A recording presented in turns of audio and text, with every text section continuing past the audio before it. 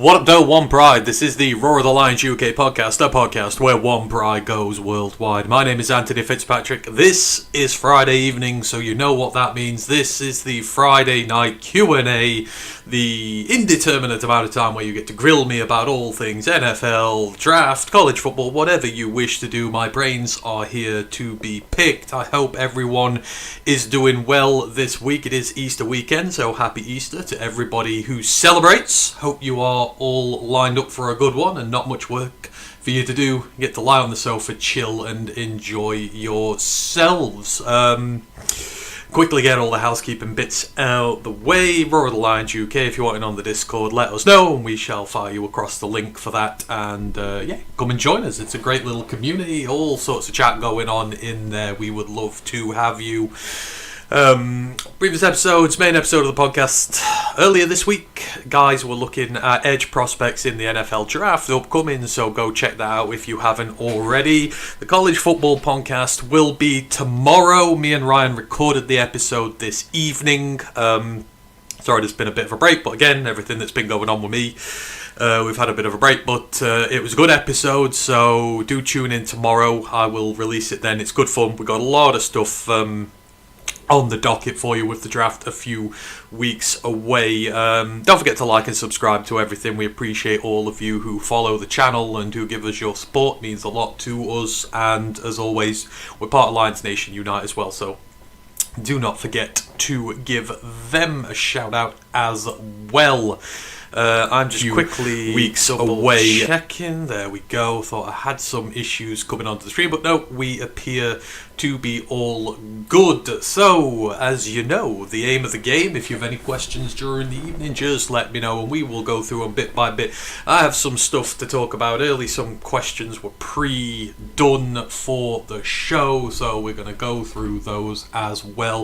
If you want to shout out, just say hi in the comments and you shall get one. I see Grandizer is in there already.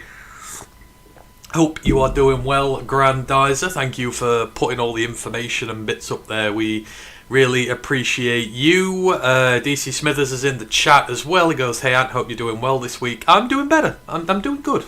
Got more of a smile on our face this week. That's a good thing. We're taking it 1 week at a time. But we're doing pretty good. So yeah, that's I hope you're doing well as well. Right, let's just get down into this then. Let's get down to brass tacks. So a couple of questions have been asked to start this one off.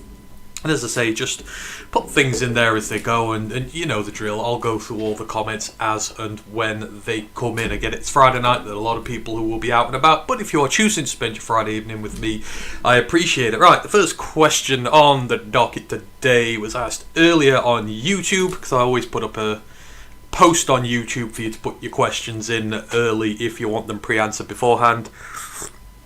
Bobo Land was in there. He asked, what's the projected salary cap cost for our current draft picks? I seem to be unable to find the information. So if you're listening along, Bobo, or you're watching this one back at some point, the best way to pick up the information on projected salary cap cost for your draft picks is by Spot Track. If you go on to the cap space thing on there, just click on the Lions, and if you scroll down the list beyond the dead cap and all that, it's down there. But to answer your question, because that's what I'm here to do, the Lions' 9 draft picks overall are slated to cost them $12.65 million. But when you put them against the top 51, because obviously the top 51 contracts are the only ones that matter in regards to the salary cap, because obviously some of the later round picks might just knock off some of the practice squad guys on there currently. The draft picks are slated to cost $6.5 million against the top 51, so it's 12.65 overall. But against the top 51, it's 6.5 million. So for reference, the 17th overall pick, the contract is slated to cost us 3.8 million. For pick 50, it's 1.7 million.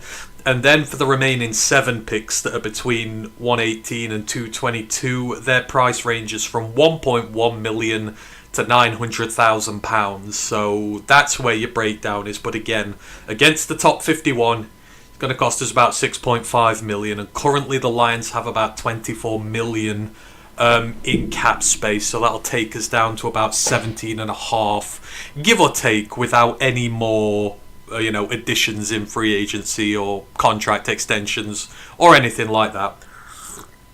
So hopefully that answers your question there. But in future, if ever you need to know, just check out SpotTrack. They do it all on there for you. Obviously, if we trade up or down, that number might change, but those are your current numbers there for you.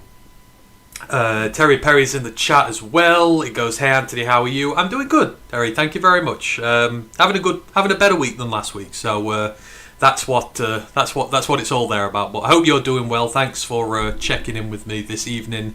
As always, good to have you around. If there's anything you want to ask, then please get those questions in there. Right, the other question I got on my YouTube post was from Mile Marker. I hope you're doing well, Mile Marker, if you are around, and it's in regards to why have shared practices stopped for next year. So obviously the news going out there that the Detroit Lions will not be engaging in any joint practices in their preseason program. Obviously the cornerstone of our preseason workouts in recent years have been to do joint practices with other teams, because Dan and Brad have kind of been very open about their preference to do those rather than playing guys in preseason games. They've preferred to do these joint practices because they think they benefit more from it, having the first team out there installing, implementing all that sort of stuff. So they've been very big fans of it, and for them to suddenly turn around and say they don't want to do it anymore may raise a few eyebrows. But for me, it's something I agree. It's a decision I agree needs to be made. I mean, overall, Dan's come out and said he doesn't believe the joint practices hold enough worth anymore. But I mean, for me, I've always sometimes had a problem with these joint practices. A lot of the times they have gotten out of hand. There have been scuffles. We've had a ton of injuries, not necessarily to first teamers, but to a lot of the practice squad guys trying to fit in the end of the roster types. We've had a lot of injuries come out of these. We've had some disciplinary issues with some of it as well. And then like last year, when we were lining up against the Dolphins, and I know Grandize is in the building here, but the Dolphins didn't really seem interested in terms of when we would. I don't know how much competition they were. Obviously, the Hutch rule came in because Larry Boren was getting beat up so bad that they had to extend the drills so that they could actually run them, because, he was in there. But, Detroit dominated day one. Now, the Dolphins did hit back a bit again later in the week, but the overall feeling was that the level of competition they provided just wasn't worthy of doing the joint practices. We had problems with the Giants the year before, I think it was, when everyone started fighting with one another every 2 minutes. And I don't believe it's the way to go. Yes, the joint practices, it's your team, you can work against an opponent, so on and so forth, but you're still not going to give away a lot of your big plays. You don't want to give away your playbook to an opponent, so you're going to keep things very vanilla. You aren't going to go too much out your comfort zone against an opponent. You're not going to dig into your bag of tricks when there's an opposition DC playing against you as an offensive coordinator, because you want to be surprising them for in the year. So I don't know inherently how much value they hold for us anymore. It seems better that we go back to our system if we just do it ourselves. I would like to see the first teamers get more practice in the preseason games, especially this year. The offensive line is going to be very different. We're going to have a new center, we're going to have a new tackle, we're going to potentially have a new guard in there as well. It's potentially going to be a lot younger offensive line that's not worked together before, and you kind of want them to get some reps in between them. You're going to have a lot more younger players coming in through the draft. I'm always an advocate of playing more in preseason. We can argue till the cows come home about injury worries and stuff like that, and are we going to, we could lose players in preseason to injury, but the Lions have had two of the most historically injured defenses the last 2 years. And none of them have played in preseason, and we've still got injuries. It is the nature of the NFL that you will get injuries, and I just think at the end of the day you've got to risk them, because we looked so poor at the start of last year, like against the Packers. We looked like we'd done no off-season training whatsoever, no pre-season work despite the joint practices. They were so lethargic. There was just nothing to them, and something had to change. So if it's going to be the pre-season scrimmages with other teams and we're going to change that out and do something different, then fine. I'd rather try and sort something. Because for me, they've just, last couple of years, they've not been worth the work. So I think they've stopped the practices for the same reason. I don't think they're seeing the benefit out of them that they did initially. Like, it used to be fun, but now, I don't think it holds as much weight and value, Mal Marcus. So that is where we are at there. Right, those are my YouTube ones, so I'll dive back down into YouTube before I carry on any further.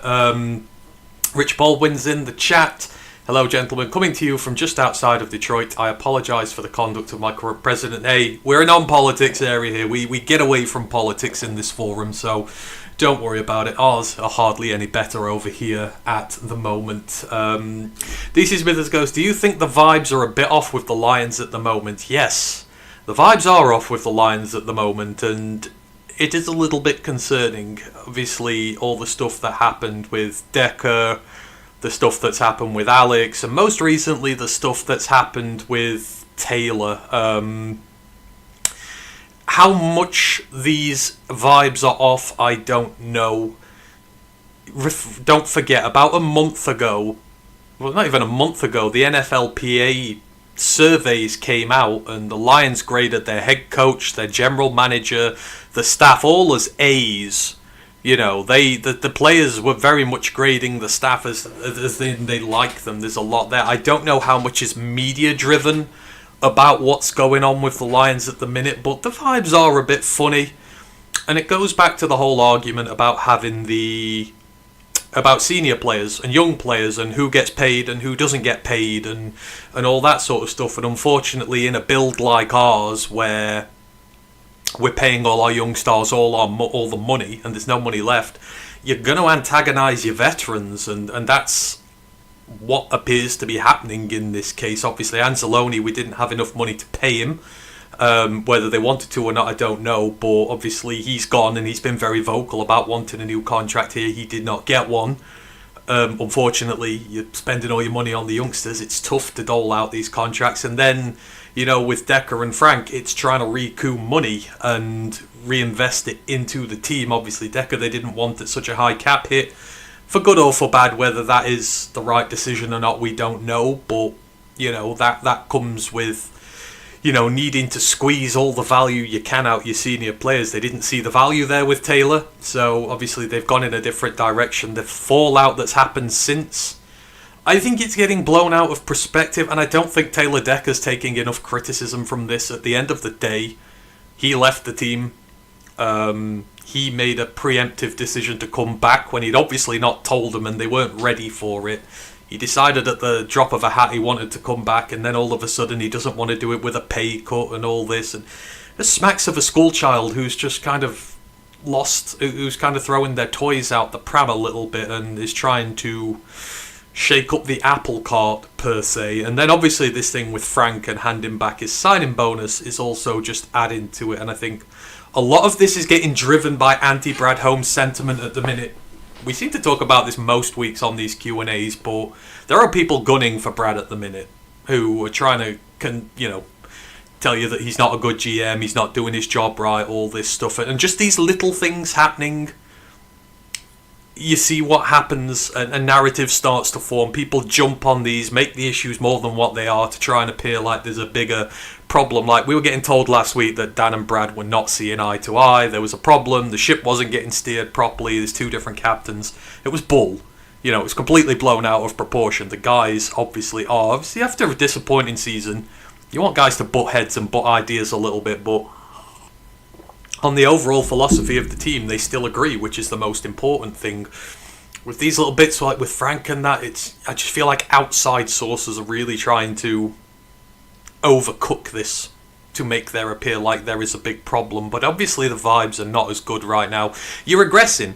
We've regressed as a team. 2 years ago, we're in the NFC Championship. Then we get beaten in the playoffs. Then we don't make the playoffs. And when you start regressing as a team, of course, dissension starts and things don't feel right and you have to make a move in what you do. So I'm not overly concerned right now by how... I know the vibes are off, yes. I am not overly concerned yet. Some of these decisions had to be made, and you've kind of got to go on with it. And the Lions have been very quiet from their part, especially in relation to the Taylor and Ragnow stuff. So, two sides of every story at this minute in time. But I think they're aware, the guys in charge are aware that they need to start winning quickly, and they need to start getting back to the playoffs quickly, because, you know, that's where we need to be. We're going in the wrong direction, so, you know, they're making urgent decisions right now. We're not used to it. But I think we'll be fine overall in the long run. So, yeah. But vibes are a bit off, but I'm good as it stands. Grandizer says, Ant, do you have an updated 30 list of prospects that the Lions have either hosted or met with? Anyone you wish were on that list? Mike Payton does one for A to Z. So if you find Mike Payton on A to Z Sports, he has an updated list of the Lions trackers. I've not looked recently. The Lions have been... doing the Lions and pro days and stuff like that is now impossible to find on any information about them, because they keep very tight. They don't send positional coaches really anywhere. Brad hasn't gone anywhere this year. Dan's not gone anywhere this year as far as I'm aware. They're not giving anything away right now, so it's very difficult to independently find out about a lot of these. Most of our top 30s have gone to UDFA guys. Tyre, the Tennessee defensive tackle, the Marshall kick returner, I can't remember his name, but there's a Marshall returner they've given a top 30 to. Who else has there been? There's been a couple of others, but overall there's not been a lot released, not like normal. They're keeping their cards very close to their chest this year, so we will try and update it at some point. But yeah, A to Z Sports have it. Like he's very good on the list of stuff there. So in fact, I can probably put. Let's have a look. Let's see if we can.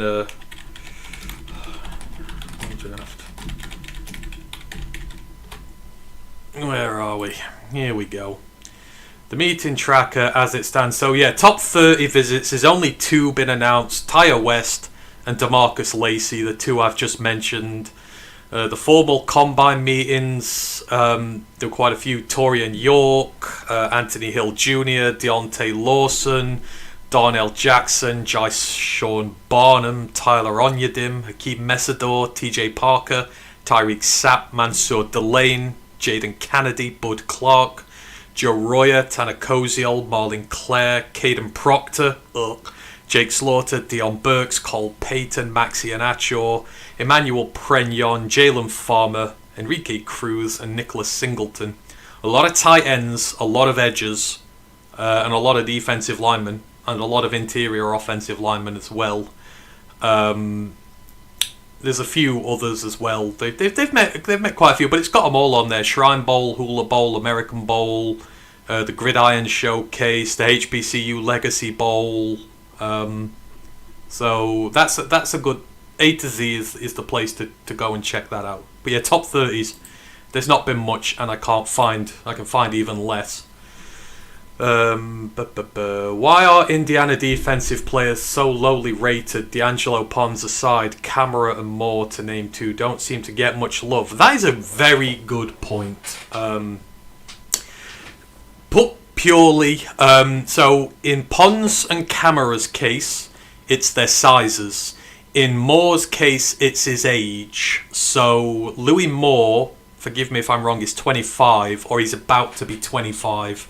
He is a much older prospect, so that's what's keeping his draft stock down. It's simply his age. His play last year was fantastic. Would be worthy of a much higher pick. If he were 2 years younger, you'd probably be talking around 2-pick easy doors. But yeah, Louis Moore is his age.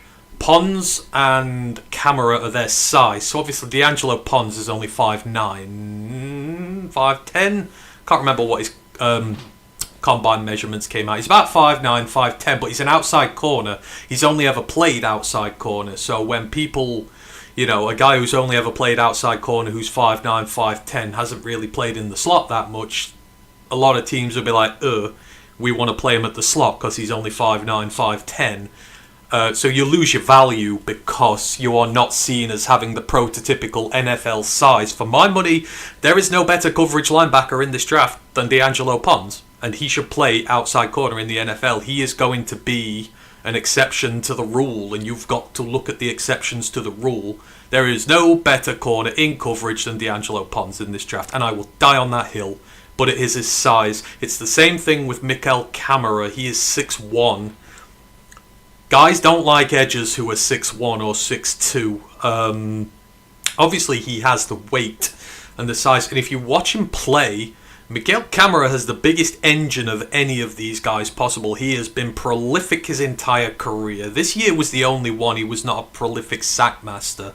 But his run defense came on leaps and bounds because the first year in the Big Ten, his run defense was horrible. I remember when they played Ohio State and they lost, he looked really rough. But this year, he was so much better at it. And although he only got, 2 or 3 sacks, you've only got to look at what the rest of the line did. Like Landino and Tucker at defensive tackle had 15, 16 sacks between them. The edge on the opposite side, whose name I keep forgetting, had a career season. The linebackers were fantastic. You've got the outside linebacker there. Oh God, I'm forgetting names here. But anywho, he opened up holes for so many players on that team to go out and fill their boots. You've got to watch him play. His pass rush arsenal's fantastic. And that's all you need. The production is there. You look at these guys, you watch their tape, they are very good players, but that's the easy reason to say Pons and Kamara, it's the size, Louis Moore, it's the age. That's why people are down on them compared to what they should be. And they're wrong on all 3 of them. All 3 of them will be really good, but there's a good point, DC Smithers. People should be a lot higher on these guys. Mile Marker's in. Hope you're doing well, Mile Marker. Grandeyes goes, Aiden Fisher, inside linebacker 2. Don't hear much about him. No, you're right. I love Aiden Fisher. I think he's a terrific inside linebacker. His buzzsaw, he was the heart of that defense last year. He's one of the team captains and one of the things that makes it tick. The reason so many of those other guys did so well is because of him in the middle. I don't get it. Fisher's his size as well, I believe he's slightly undersized for an inside linebacker. I could be talking out my backside there, but I don't think I am. But I think that's the thing with him. And he's not the most athletic either. They take athleticism into account, but Aiden Fisher will make a good... if we hadn't have bought Rodrigo back, then Aiden Fisher would be the one I'd be batting for to replace him and what he does.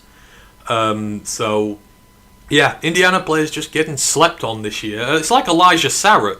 Elijah Sarrett is getting slept on. So, everyone's talking about Omar Cooper Jr. And rightly so, Omar Cooper Jr. is really good. But Elijah Sarrett is, the reason that Indiana offense was so good. He is a tremendous route runner. His catching is unbelievable. He's made so many big plays for that Indiana side. Omar Cooper's the chain mover. But Sarrat's the guy you go to when you're in trouble and you need someone to bail you out. He's been that guy. Sarrat's getting so highly underrated, I don't understand it either. But at the same point, Omar Cooper's getting a lot of love, and I'm happy to see that. Same with their running backs, Hemby and Kalon Black. Roman Hemby should be a day 2 pick. He's going to go day 3. Just people are still soft on Indiana, I guess, but... yeah, those are the reasons behind them for me, anyhow. And safety, Louis Moore, yep. Thank you for answering the practice questions. And hey, you're welcome, Mile Marker. You can ask me anything you want. You know that. Rich Baldwin goes, I just don't think you can play you. I just don't think you cannot play your starters at all in preseason. So I'm assuming it means you want them to play. It's a double negative, but yeah, they should play. Get the rust off them. If they get injured, so be it. We've had that many injuries these last few years in the season that... what's the point? They're going to get injured one way or the other, so I'd rather they be prepared and a little beaten up than not prepared and not beaten up. That's the way of things. And the one issue with Finns versus Lion practice is the Finns have nearly all new guys and rookies. Some of the vets were not playing due to injuries. Fair enough, but that was just my observations on what we saw at the time. I'm not rubbing it in. It's what it was. Decker didn't want to have to return bonus money by retiring. Yeah, people are saying that. Obviously, Frank could have gone the same way, but he chose to retire.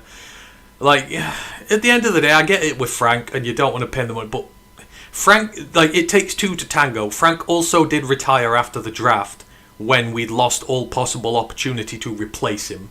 He didn't make it easy for us. We are carrying 2 years of dead cap for Frank Ragnar. We had to carry dead cap last year. We've got to carry dead cap this year. So his retirement not only hurt us in the personnel department, but it's hurting us with the cap 2 years in a row.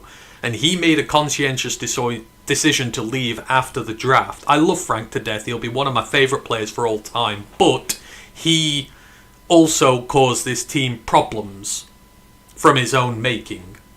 And he's been playing hurt for years. He was playing hurt when he signed the new contract with us, so he should have also understood that this could be a possibility. I get players breaking their body for the teams, and I understand it, but at the same time, he also signed the deal. And he's played. We didn't force him to play, so... Again, I'm not saying the Lions are not wrong, I just think there needs to be a bit more balance of blame here. Everyone's just blaming the Lions, and that's it. I don't think that's the right thing to do with it. But yeah, Decker doesn't have to return any money there. Lauren Van Der Esch is in the chat. He goes, "What's up, Ant-Man? Hope you're doing well, Lauren. Hope you're having a good one. Hope you're enjoying the start of your weekend. Appreciate you dropping in. Granted, Ant, it depends what media you follow. Lions media, they were manhandling the Finns. Yeah. Different types of media like to, beat writers all beat for their own team, don't they? Just popping in saying hello and representing the Dew crew. Appreciate you, and of course appreciate Dan and everyone over there. Lions Talk Live is a fantastic platform, and I enjoy going on it. So thank you to all the Dew crew who are in here as well. Appreciate you. Appreciate Dan. Lisa's in the chat. Hope you're doing well, Lisa. Now, you've missed the last couple of these. I've seen your comments on the videos, but it's glad to get you in the building for one.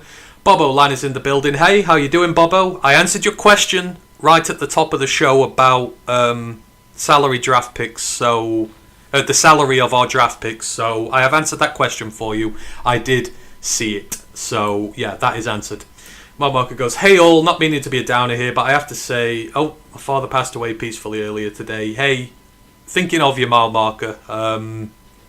We're all here to be supportive as one group. God knows you've all been helpful to me these last few weeks when I've been going through difficult times. So we're all here for you. I'm sorry to hear that, mile marker. I hope sending thoughts to you and your family. Hope everything's all right. But yeah, we're all here for you as one big group. So yeah. You're here for cheer and companionship. Hopefully we can give you that. Like I say, you've all been great with me, and that always will come back out to you guys. Aiden Fisher is seen as being slow for a linebacker. He is, but he's a damn good one, so I'd always back him. I'll back any of these Indiana draft prospects, to be fair. Spent the last three... I've spent most of my time since James Madison watching them. I've watched them all suit up for James Madison as well. It's crazy to see how well they've done. Stephen Daly, that's it. He's the other edge. He's not the outside linebacker I'm thinking of. That is Elijah Hardy. Elijah Hardy is going to be a superstar. He's the next superstar coming off that Indiana defense. Remember the name. He was absolutely sensational last year. And he's going to take a big part on that team this year. So yeah, Elijah Hardy, the name to watch. Keep having internet buffering issues. It's my side. Good. Well, I don't mean good, but I'm glad it's not my side. I've got my little performance marker. It's not. It usually comes up with a little mark if I'm having issues, and it's not so far. So good. I want to make sure that is all right. Lions are happy. Lions are all our happy place. We all want the Lions to do well. It's off season. There's nothing worse than having a bad season and then going through the off season because you've got to wait. 'Cause you just want to get right again. We'll just want the Lions to get right, and having to sit and wait through this off season is painful. But the draft is here in 3 weeks, so hopefully we can smile after that. In short, Bobo, if you listen now, as I've mentioned, I've done a detailed explanation earlier, but the projected salary cap cost for the current draft picks, overall it's 12.65 million, but against the top 51, because obviously contracts offset one another, it's 6.5 million. So the number is 6.5. That's what our draft picks will currently cost us, unless we trade. So it leaves us with about 17.5 million of free cap as things stand, but things change by the day. DC Smithers says, do Dan Campbell's comments on the defence at the owners' meetings point to a change in scheme? It would appear so. And I don't like it. It might just be me, but I don't like the rhetoric coming out about the defence currently. The noises they're making are about more versatility for defence. Now, you guys all know me very well. If you watch this pod often enough, you know me. I don't like the word versatile when it comes to defence, because it usually means you're picking up a load of hybrid players who are jack of all trades and master of none. And it seems for years we always talk about versatility on the defence, and that's all we get. Our defensive linemen, they are tweeners who play defensive tackle or defensive end, or corners or safeties. We love to play them here, there and everywhere. It seems like we've been talking about versatility on the defence for years without drafting specialists. And now we're talking about becoming a more versatile defense and becoming a more, hybrid-y type defense. It's like, you've tried that already. I don't like all this chat. The best players on your defense right now are specialists. Aiden Hutchinson is a specialist edge rusher. Yes, I know he does slide in and out the line a little bit, but he's a number 2 overall pick. He should be able to do a little bit more for you, but overall he's one of your star players. He's an edge rusher. Jack Campbell is an inside linebacker. We play Jack Campbell as an inside linebacker. He is our green dot. He is our leader. We play him there. He is a fantastic player. He is a specialist who excels at his position. Okay? Aleem, when Aleem is healthy, now we're not getting back to this whole debate, but Aleem McNeil as a defensive tackle is one of the best in the league when he is on form. And we saw last year, moving him around, putting him on the edge, playing him 70 snaps a game, reduced his effectiveness because they tried to get too cute with him. One of our best weapons went to nothing because they were trying to mess around with him. But as a D tackle, he's one of the best players in our defense. You see my point here. And we draft all these guys. Everyone we've drafted to play opposite Hutch. A lot of the other D tackles, we've got the linebackers, Barnes, we move here, there and everywhere. The only player who's successfully done a hybrid role well for us is Brian Branch, because Brian Branch is next level. And even then we mess around with Brian Branch too much. I just don't want us to go down the thing where we're like, oh, we've got to get more versatile players. You end up with guys like Will Harris on the team, and I don't want to do that again. I think they need to go back to their roots and start picking people who know what they're doing. Like as edge rushers, we need to stop being so concerned about the run defense aspect of it. We need to be, but we need to remember, first and foremost, they are pass rushers as well. We've forgotten that. Same thing with D tackle. We've kind of forgotten our roots with that a little bit and just gone one-dimensional guys. I don't want the scheme to change. I just want us to have guys who fit the scheme well. You want to play with a 4-man front? Let's have guys who can win one-on-one. We play with a 4-man front and we don't have guys who can win one-on-one. We don't draft them with that skill set, which creates problems for the rest of the defense. I just hope we change the kind of player we draft. It just seems like we're becoming too complicated, and too complicated just makes things messy. That's my thing with it. I don't want them to change what they do. I want them to change the personnel and the type of player they draft, but not to more hybrid-based players, to guys who are just designed to do their job. Linebackers who are designed to be physical, play in the middle, stop the run, all this. D-tackles, not guys who slide between 1 tech and 5 tech and all this and that, and they can do a little. Let's just get a proper nose tackle. We've got one. We've got a proper D tackle. Let's just get a proper defensive end too. Not a guy who can play 3 tech as well. It just really, really, really winds me up. I think they make it too complicated. Trying to read some of Kelvin's stuff about the scheme they're using and what they're doing, and they're like, well, they've just never got the players to do it. Well, adjust your scheme then. You're trying to be too complicated with players who have too complex roles, have too many jobs to do. You're trying to be too cute. There's something to be said about having the best 11 players and letting an opposition beat you. I think we're too worried about trying to scheme fit and match up against teams that we forget we actually need talent on our team.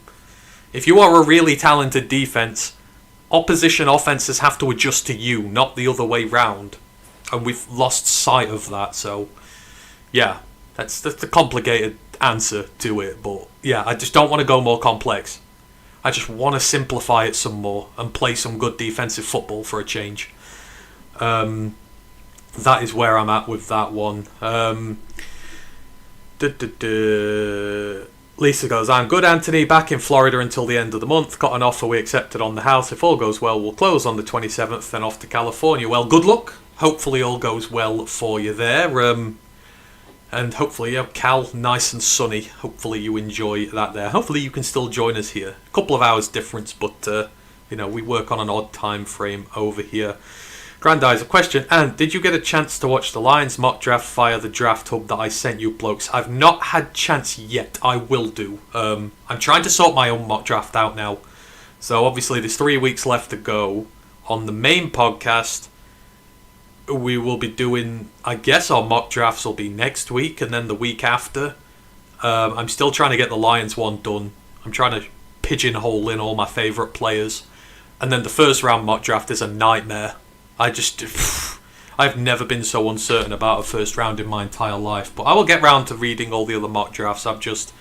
We're sledged with our work at the minute, because we're trying to sort out all our guests, sort the draft streams, all that sort of stuff. This is the busiest time of year for us, and with everything that's been going on, I have not put enough work into it this year. So I have got to double down and get to it. But I will get round to it eventually. If you can put it in there, let me see. I can read it whilst I'm in here, so, if you want to put it in the chat, then please do so. What positions do you want Holmes to draft? What positions should he not draft? As of now, I want him to draft a new tackle, very much, and I'm more of the opinion that we should trade up to go and get one. Not Proctor, please. Anyone but Proctor, but apparently they're infatuated with him, so I'm having to come to the conclusion that he's going to be the pick. Edge 2, for absolute sure. We need an edge 2, so a tackle, an edge, a safety. They would be my 3 starting, like the ones I'd really want the first 2 picks on.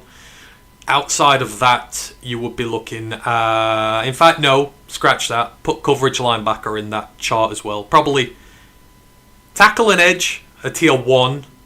Safety and coverage linebacker, a tier 2. Although coverage linebacker is a real big need for us, so I might elevate that to tier 1. After that, it would be pass rushing defensive tackle, corner. In fact, no, tight end, corner, running back, receiver, quarterback. In that order. What positions should he not draft early? Any position on offense that's not tackle. No other position, unless Ioane falls, and you want to do that fine. Let's just say offensive line. Any position outside of offensive line should not be drafted in the first 2 picks. No running backs, no receivers, no tight ends. No quarterbacks. I don't want to see any offensive position outside of the line addressed in the first 2 picks. On defense, I could kind of get... Pretty much everything would be on the table for me with the first 2. I could get behind. Maybe not corner. Corner would be my lowest priority one. Outside of that, everyone would be on the table. So yeah, that's what I want in tier order and what I don't want. And remind us who the Lions DC is and his track record. Do you think the Lions defense is going to go through an overhaul? Kelvin's only had 1 year in the job, and the defense was really injured last year, so I'm not judging him too much yet. This is the big year to see if the growth is there, because people forget Kelvin last year, he was a really good in-game adjuster. Like for the first half of, or say, let's 1/3 of the season, like his in-game adjustments were fantastic. Like we really noticed them on the pod, and it was like I'm quite impressed with him. Then the injuries started to take their toll. Then I think he made Aaron Glenn's mistake. He tried getting too aggressive with what he was doing, and he was leaving himself vulnerable. He tried to force the issue, which is what Aaron Glenn used to do all the time, and it didn't work. And towards the end of the year, offensive coordinators picked up on him and started picking on him a bit. But he's a new coordinator, so I don't mind that. It's live and learn. You grow. Like, he showed some positivity to start with. Then his first year, jitters hit. Year 2, we see whether he's learned from it or not. I still fully believe in Kelvin Shepherd. I love him to death. I hope one day he's the next head coach after Campbell. That's where I'm at with him still. But he just needs to show he's learned his lessons this year, and hopefully they give him a defence that's good enough to work with. But I hope he's not too complex either, because Aaron Glenn tried to do it as well, and it was just not right. Just stick to what you're good at. Like, he's been so good training up the linebackers in traditional roles and doing what he's done, developing them. Do it with the rest of your defence. Don't get too crazy. That's all I ask of him. I don't want him to go too crazy. But I still fully believe in Kelvin Shepherd. DC Smithers goes, I did get the sense of more hybrid players from DC's comments. J. Sean Barham may be someone to watch. Potentially. Whatever you've got Derek Barnes, I'm not in favour of having one of those guys. Because we've got Derek Barnes to do that job, and we're paying him a lot of money to do that job. The outside linebacker type. Like, it may seem hypocritical because I love Kyle Louis, but Kyle Louis is a star safety. He could do work at safety as well. J. Sean Barham can't. I think you give Barnes another year to be... And Barnes is a perfect example of a player that they're messing around with. I don't think they've put him in the best position to succeed. Like, you've got to have him more as a pass rusher. And you've got to make him make negative plays in the backfield. I think they get too cute with him. So, I mean, Barham could be someone. But again, while we've got Barnes, I don't want two guys like that. Let's bring something in a little different. But if they do, fair dues. But yeah, the worrying feeling I got was hybrids, and I hate, for the most part, hybrids. So hopefully that is not the case. Lisa goes, I just need to get used to the time change. It will be 3 hours earlier. Yep, same country, a lot of time difference. It's crazy. And mock the mocks, re-mock them and laugh at them because they're out of touch. Yes, mock. I never mock drafts. I just choose to do less of them. Which is crazy because mock drafts drive content and we should do more of them, but you know me, I like my mocks to mean something. I give up content for legitimacy, as they say. My mock drafts mean something. I'm from Cal. I'm in Michigan because my late spouse is from Harbor Springs. I love Cali. California would be way too hot for me. Fair plays to those of you who live out there. It would be way too hot. You can imagine my bald head out there. I'd fry like an egg in a day. If they take Proctor, Holmes needs to be gone. I mean, I'm not at that point, but I would just hate it. I'm fed up. You know, roll pride is a joke thing now because we draft so many Bama players, but let's just go out the comfort zone, man. Brad drafts from massive schools. We don't go from smaller schools anymore. They're all from Oregon or Alabama or Georgia. Let's try something different. Rich Baldwin goes, which of these edge rushers would the chat prefer the Lions to draft in the second round? Malachi Lawrence, Zion Young, or Gabe Jacobs? That is tough. So, it depends what you want. Technicality is Gabe Jacobs. Upside is Zion Young. Explosion is Malachi Lawrence. It depends what you're looking for. Like, Gabe Jacobs is very technically gifted edge rusher. He was the only edge rusher in the Big Ten this year who put Caleb Tiernan on skates and made him look bang average. Caleb Tiernan is a wonderful offensive tackle, and I love him as a prospect. And he didn't struggle against anybody this year, particularly much until he met Gabe Jacobs, who ruined him. Northwestern tackles are technically gifted, and Gabe Jacobs made him look stupid. So if you want a technically proficient edge, then it would be Gabe Jacobs. And I would not be averse to Gabe Jacobs, but he ran a 4.69 in his 40th pro day. He's probably... You'd have to trade up to get him at this point, and I don't know whether we will. The upside for Zion Young is crazy, because he's the athlete. He's the crazy athletic one, and, you know...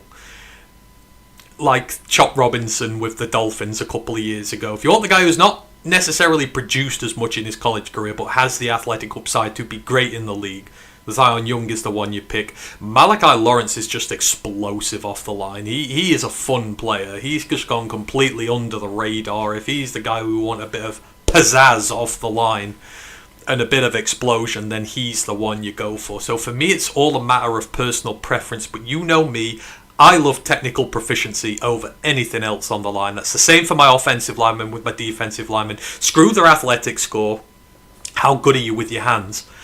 Because that can save you time off the line and means you don't have to be as athletic. And unfortunately, that's where the Lions drafts have been poor these last few years. We've foregone technique for athleticism, and we need to change it. So, but that's a good little bunch of three there. Depends what you want. But in order, I would probably go Jacobs, then Lawrence, then Zion Young. But the gap between Lawrence and Jacobs is tiny. I'm not really as much into Zion Young. And I can write the mock here, but if you can, you may look on your Roar of the Lions UK Facebook Messenger. Oh, okay, it's on Messenger. That's fine. I'll have a look at that at some point. I didn't realise it was in there. I must have scrolled over it. Forgive me, Grandizer. I think Kelvin has so much potential. So do I, mile marker. Year 1. Let's just... If he starts struggling in year 2 towards the end, then I'll start having questions. But for now, no issues. Rich goes tackle, defensive end, safety, cornerback, linebacker. Again, personally for me, we are desperately in need of a coverage linebacker right now. I think that's a much bigger need than we're letting on. We don't have a coverage linebacker right now. We need one because we're not good against tight ends and running backs out the backfield. We need someone imminently. So I might put linebacker somewhere near safety. Safety depends on whether Kirby's healthy or not, but coverage linebacker is high up there. North Dakota State players. I love Cole Payton.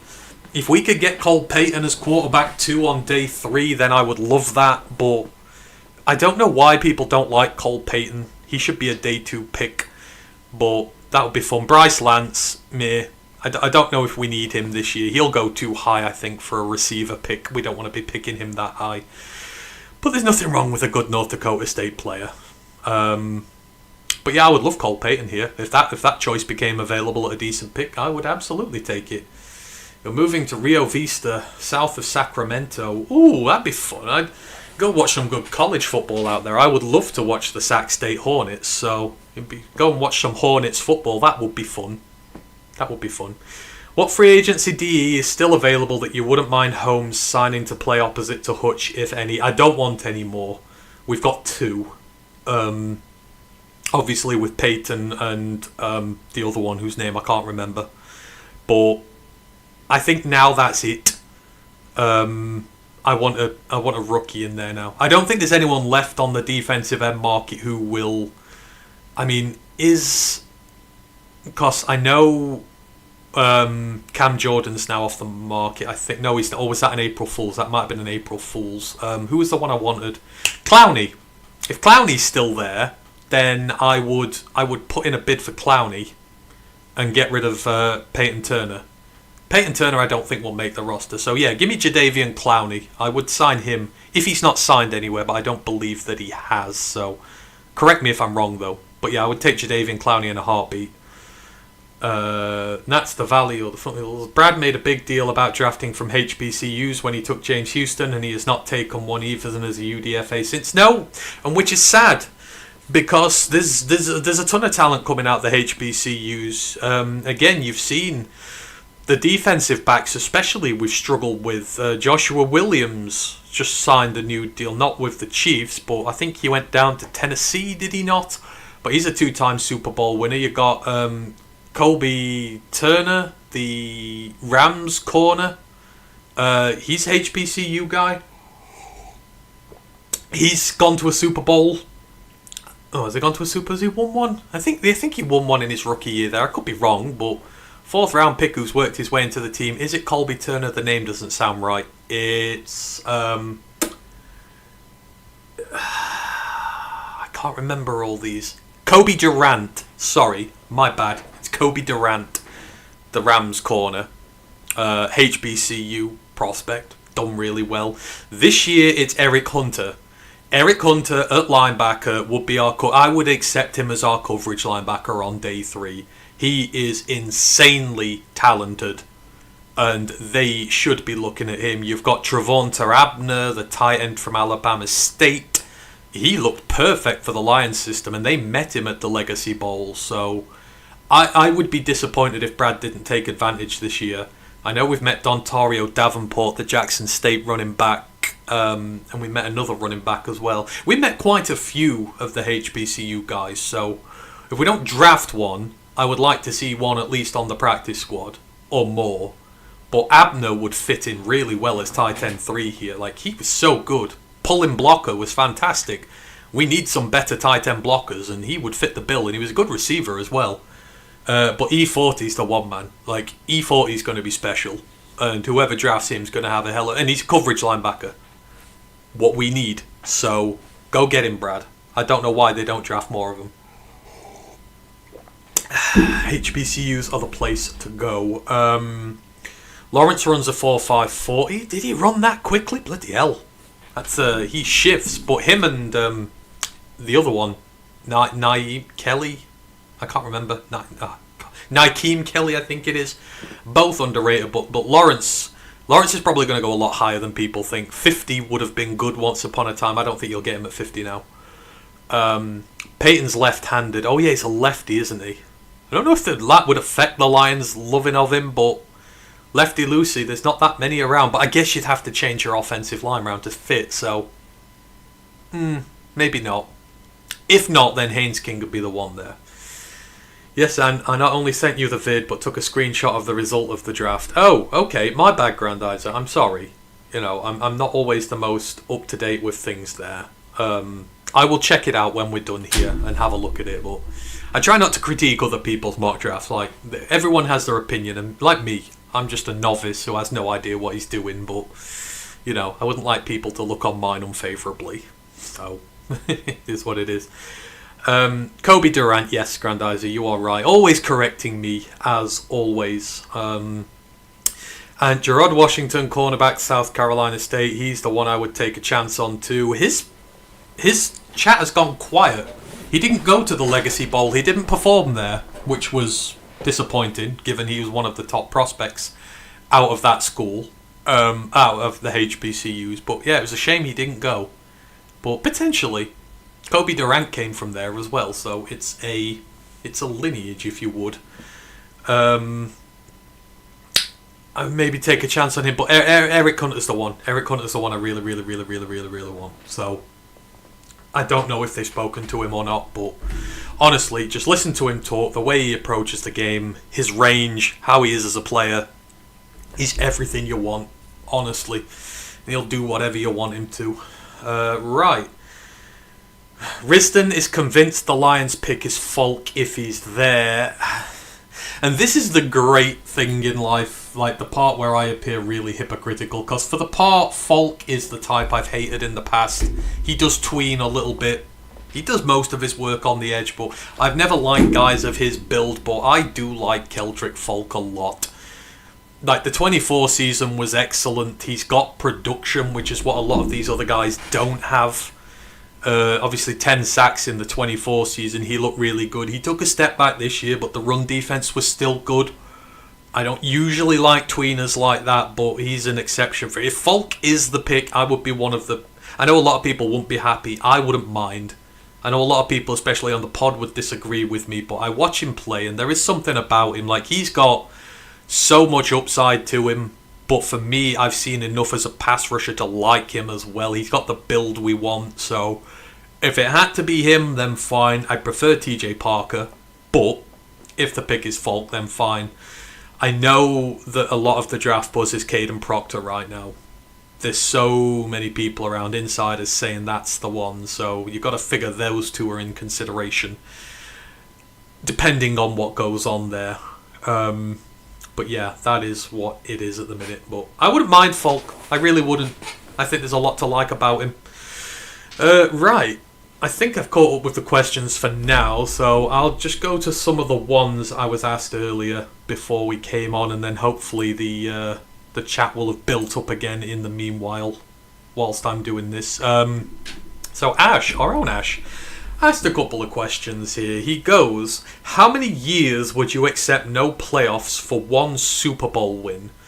This is on the back of the fact that, for those who don't know, the World Cup is coming to America this year in football, and Italy didn't qualify for it this year.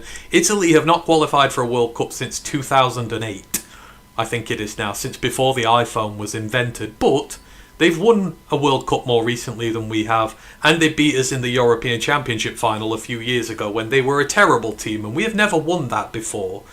So, because they've not made it in 12 years, but because they've won one, I think this question is based off on that. Basically, how many years would I accept the Lions been bad for one Super Bowl win? Now, there's two different answers to this question. So, there's the answer of within the realms of this regime, and as a fan in general. So, how many more years of no playoffs would I accept under this regime if they eventually went on and won a Super Bowl? Like, I'm running pretty thin right now. If we're not back in the playoffs this year, I'm going to be very upset. If we're not back in the playoffs within 2 years, I will be calling for heads. So, I mean, a Super Bowl win, really, and for no playoffs, I'd give the regime more time if they got deep into the playoffs. But if we're just talking about no playoffs or Super Bowl win, I think I've only got 2 more years left in me with this regime of no playoffs to then win a Super Bowl. Because I think if you don't get in the playoffs within the next 2 years, the regime's over. So that's the answer for that. Just as a fan in general, how many years of no playoffs would I accept for a Super Bowl win? It'd be a lot more. I could say 10 or 15. I'd take 10 years. If you said to me now, no more playoffs for 10 years, then we won a Super Bowl, I'd probably take that. But I get there's a lot of fans out there who've been fans for 30, 40, 50 years who want to see one now, and you wouldn't like that. So, so there's 2 different answers. 2 years under this regime, 10 years without, just in general. That's as much as I'd be willing to accept, no more.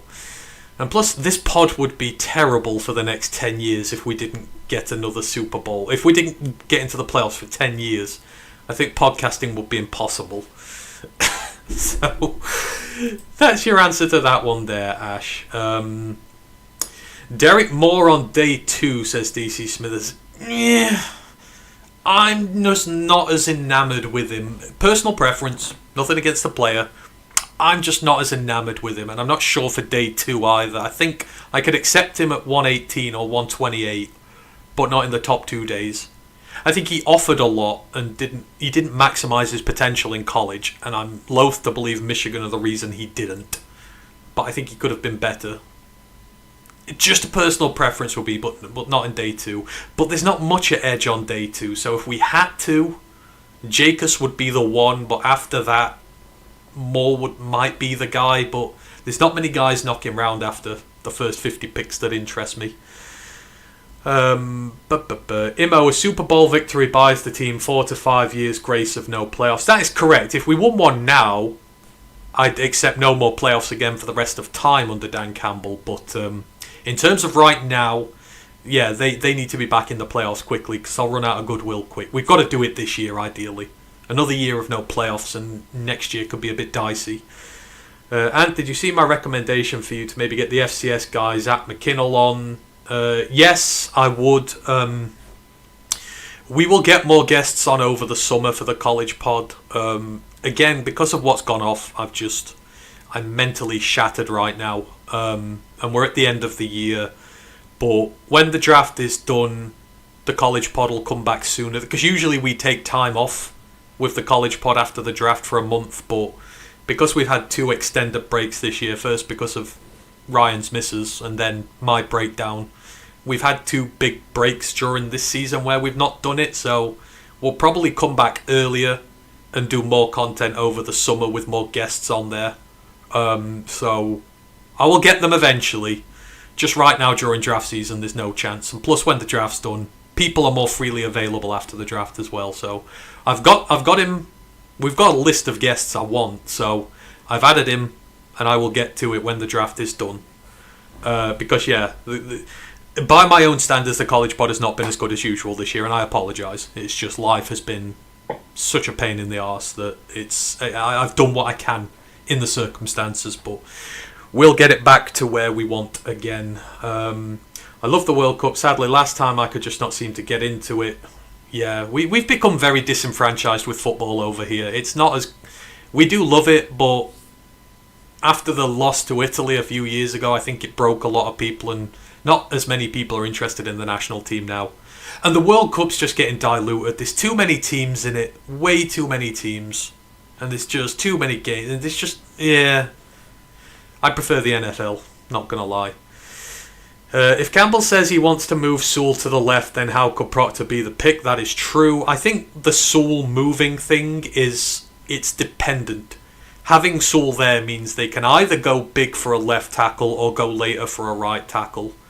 I think Sewell moving is just dependent on the pick. You can pick Proctor and keep Sewell where he is, or you can move Sewell and you can get Tiernan or someone else.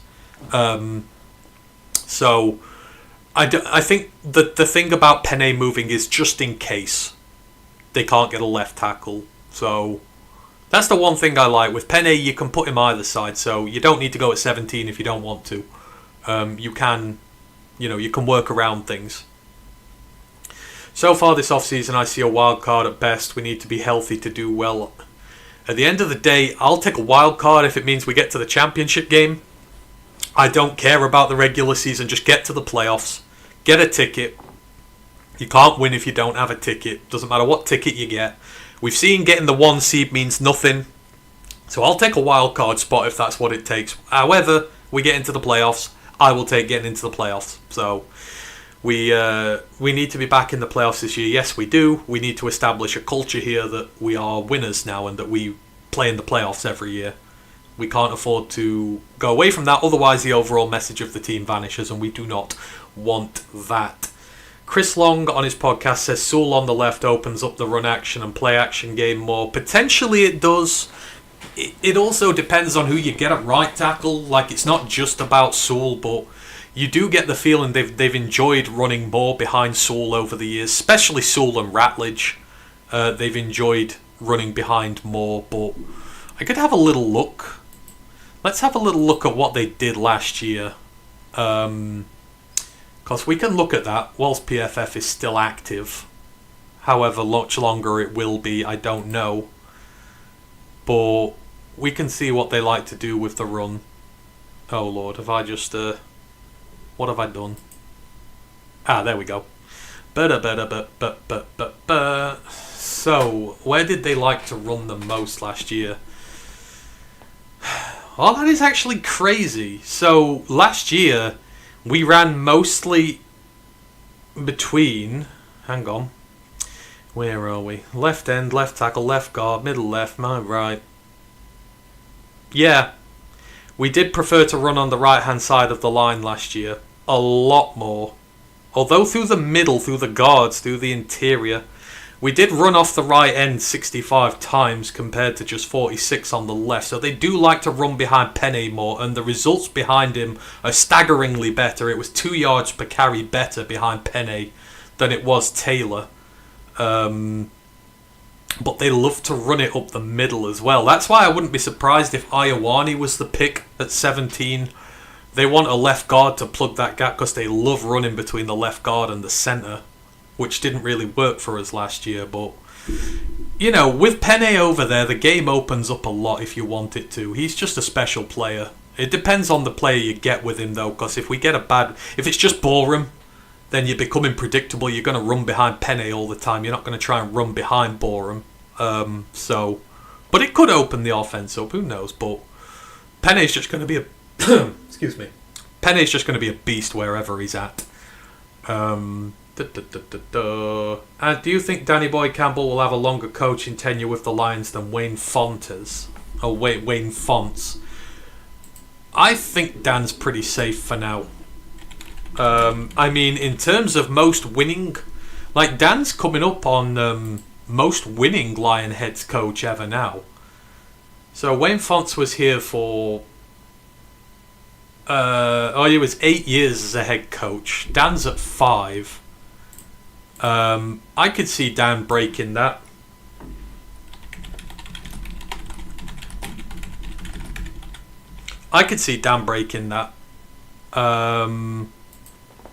He is. Let me just have a look in terms of wins. Dan is 5th all time for wins now amongst Lions head coaches. He's just 17 behind Wayne Fontes, so you could realistically imagine within 2 years he's going to overtake him. And Dan's win percentage is much better. It's .54 compared to Fontes' .48. And he's done it in 4 years less. So I could see him getting up there. One more win, Dan Campbell goes up to 4th. Dan needs 6 wins this year to go 2nd all time in Lions head coach wins. That's what he's up with. And I get the bar's not very high at the minute, but could I see him being here another 4 years? Absolutely, I could. He's not even close to being on a hot seat right now. Dan's going to get at least 2 more years as a bare minimum, no matter what goes wrong. You could have the worst season ever this year. I think he'll still get another one, so he'll be up to 7 years by then. And he should probably be most winningest head coach by the end of that. So Dan's going to be in lonesome company soon. That's how good. And to consider how bad Dan started, he was 3-18-1 or whatever it was. For him to now be the 5th most winningest head coach of all time for the Lions in 5 years is crazy. After that first year and a half, the job he's done has been remarkable. So, but yeah, I think he'll be here longer than Fontes. I can't envision Detroit without Dan Campbell right now. I don't want to live in a world where Dan Campbell's not head coach, quite frankly. He's been a breath of fresh air and I love him to death. And if he got a Super Bowl win, I'd keep him here forever and a day, no matter how bad things got afterwards. College Pod, it's been great stuff as it is, and I appreciate your mile marker. I just feel like it's not been as good. It might still be good, but you know me. I have high standards for myself, so I'm always my own harshest critic when it comes to the content. It's okay, Ant. I just know you didn't have a topic for a stream, so I gave my suggestion. That is fine. I want a Super Bowl. I'm very excited for the schematic shape-up of Penne at left tackle. I would be. It's where he played in college. He's going to have no issue there whatsoever. If it was Blake Miller, the pick, I would be quite excited if it's Blake Miller and Penei Sewell. Especially if you could trade back and get Blake Miller. That would be fantastic. So, but Penei, I don't get why people are opposed to it. We say that Penei's the best offensive lineman in the NFL, and then saying people don't switch him. He's a generational player who's on track for the Hall of Fame. He can move from right tackle to left tackle if he wants. He will be absolutely fine. He's used to it. He's played there plenty, so yeah. I would be quite excited if Penne moved to left tackle. Antony, life will always dictate the availability of all other things in our lives. So yes, I do the best I can, and hopefully you all enjoy it. So I appreciate that. It's been the first year that my life has really affected my content creating ability, so hopefully it's just a blip. Would you take Vega at 17? I would. Yes, I would. He is really damn good. And we do like to run through the interior, so he would solve a lot of problems. Ioane, Mays and Ratledge would be a very good interior. But that is the only pick I would make there. And it wouldn't be my favourite, but I could understand it. And he does fit the mould of a Lions player. He is one of those. He is a proper mauler. If you put Penne and Ioane on the left, would be insane. And then next year, pick up your right tackle, Ratledge, and oh god, who's going to come out? There'll be a good right tackle come out next year. Next year's tackle class is insanely good. But yeah, Penne and Ioane would be write your will, folks. Write your next will and testament, because you're not coming back alive after facing those two. They would wreck this league something crazy. Again, wouldn't be my favourite, but if we did it. And then, of course, you've got to decide what to do with Frazier and Mahogany and Scruggs and all that sort of stuff. We're kind of putting a lot of other people out of jobs. in an ideal world, Mahogany works at left guard and we draft a tackle instead, but I could get that. Got to fix the O-line to get anywhere this season. Yes, we do. Absolutely. Fletch Lives Daily's in, says, good evening, chaps. Central LFL, Central Florida back in the house. Hope you're doing well. Fletch Lives Daily. Brad would go before Dan. Agreed. I see this as a major transition year. I hope not. It depends. Transition from scheme, transition from players. Obviously, we've got younger. That doesn't mean much. I would just hope it's a bit of a rebuild year, a retool year. And just finding our identity again. And hopefully having coordinators who are a bit more settled. Kelvin should be settled this year. It's year 2. Obviously, Petsing's new. But Petsing working would be great because Dan Campbell needs to be a head coach again. I think Dan having to do so much offensive work last year affected his head coach performance. So ideally, Petsing works. But hopefully we're just a little bit more stable than last year. Hopefully Kelvin and the defense take a lot off their mind. So I say retool, hopefully. Transition sounds a bit too much like we're going to have to wait another year, and I don't want to wait another year, but who knows. Hey Lisa, that switch and Petsing should give us a bunch of new looks for others to try and prepare. Yeah, I'm annoyed Petsing wasn't the pick last year because I feel like we'd have seen more Gibbs and Montgomery last year, and Montgomery would have stayed. Like, he likes to work with 2 running backs. He likes to work with better tight ends as well. Like, I would like Petsing to have been the hire 12 months ago. But I think he'll do a good job here. Providing we scheme. We need another tight end for him, and we need another running back for him. So hopefully we get that. And we get the line as well. If Malagoa, Freeland and Farno were gone at 17, I would trade down to 24 to 28 and pick up an extra second or third round pick. In an ideal world, yes. But 2 to tango. Again, I think it's going to be if guys like that are gone, I think it's going to be very tough to trade out the teams because I don't think there's that many players worth trading up for and giving that away. We've got to hope the board falls nicely for us. But I'm with you. If all the major tackles are gone, I would try and trade back. Ideally, I would trade up and get one of them if they fell. Or Bain, if Bain fell. Bain keeps going at 10, 11 or 12 in mock drafts. That's really tempting for me now to put him opposite Hutch. Really tempting. I would prefer to do that. I would prefer to trade up in this draft. Because I want a star at either tackle or edge. Like a proper star. If it's available, I would go and get one. Would rather the Vikings hadn't gotten Kyler. The floor is still the abyss, but the theoretical ceiling could be trouble. We have a great record against Kyler Murray. Kyler Murray has never beaten Dan Campbell and the Lions. I think we are 3-1-0 again, or 3-0-1. How do you do draws? Do you do draws last or second? We've played Kyler Murray 4 times. We've beaten him 3 times and we've tied with him once. For some reason, Kyler Murray was always the one mobile quarterback we could deal with. We always played so well against Arizona. So, Murray doesn't like playing against us. So, it's one of those things. Everyone has that demon, the guy they can't play against. Well, Kyler Murray can't play against us. So, I don't mind him too much being there. Gap year. Hope not. Gap years for after college. I think they could take Blake Miller at 50 and take an edge at 17. If Blake Miller's there at 50, then he's committed murder.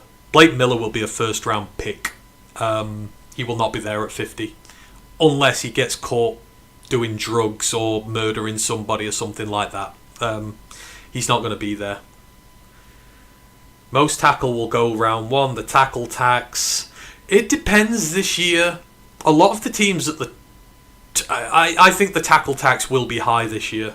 I think more and more teams are realising... Because you see teams in the top 10 taking receivers and stuff and you're like, you need tackles. And the trouble is there's not many good left tackles this year, so they'll go quick. And then the others will start to go as well. And I think teams are going to start trading up for some of them. I think you'll see a lot go in the top 10 or 12. I think the tackle tax is a real thing this year. With there been no quarterbacks knocking round, with the edge class been a bit higgledy-piggledy, the guys at the top don't fit measurements and then the rest of them are athletic but not productive, I think the tackle tax will exist this year, so we'll have to see with that one. Caleb Lomu is getting steam in the first round. He is, but older prospect. So older prospects always have a cap. He'll probably be late in the 20s or something. Would he fit us? Potentially. I've got preferences over him though. Farnu's the one. Like if Farnu falls, you go and get Farnu. Spencer Farnu at right tackle and Penei Sewell at left tackle will be the best pair of tackles in the NFL in 3 years' time. I love him that much. Last for ties. That's it, last for ties. So we're 3-0-1 against Kyler Murray. Or 2-0-1. He's never beaten us anyhow. I don't think Bain gets past Tennessee. Ideal 4-3 end for Salah's defence. That's my thinking as well. Although a lot of them have them taking the running back, which I can get Jeremiah Love, but at the same point it's like, build your trenches. Too many of these teams don't build their trenches first.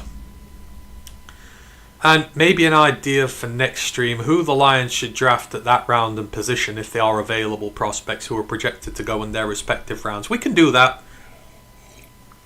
Me and Ryan are doing our top 5 lists next week on the college pod, so you've got that coming up as well. Ryan does the top 5 at each position. I do the top 5 for the Lions at each position, so that's coming. But we can do that as well. Not believing the smoke on Jeremiah Love to the Titans. Me neither. Although you do want to protect Cam Ward and you want to give him a proper running back there. I think I did have him go into the Titans early doors actually more than others. I do believe in, you've got to take the pressure off Cam Ward. You've got to give him a good running back. But at the same time, you've got to protect him as well. So I have no idea though. Trying to do a first round mock draft is so difficult this year. I've just got no idea right now. I've never been more uncertain in my life. Even for teams like the Steelers and the Ravens and stuff, who I'm usually pretty good with. No clue. Don't know whatsoever. I'm hesitant to trade up in the first round for a right tackle. I mean, it depends. Look at it as drafting a left tackle.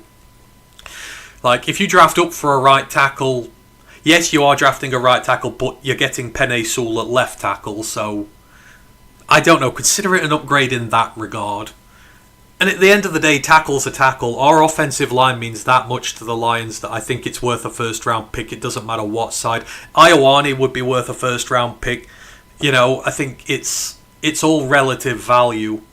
We rely on it. We don't have a dual threat quarterback who can make plays in a collapsing pocket. I love Jared, but he's not designed to do that. Our run game is designed to be solid, and we're not designed to play the gung-ho style of an air raid offense type thing.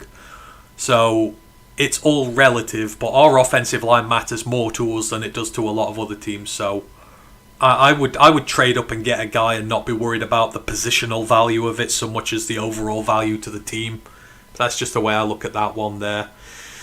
And what about tackles in day 3 to maybe develop? Fa'alili Fa'amoe, Emil Wagner, Nolan Rucci, Keegan Trost. I'm not sure if Paul's done one. If you check the website out, I know Paul's been writing some really good articles about day 3 prospects. I know he's done tight ends and linebackers. I thought he'd done one for tackles. I could be wrong. But check the website out. If he's not done any now, he certainly will.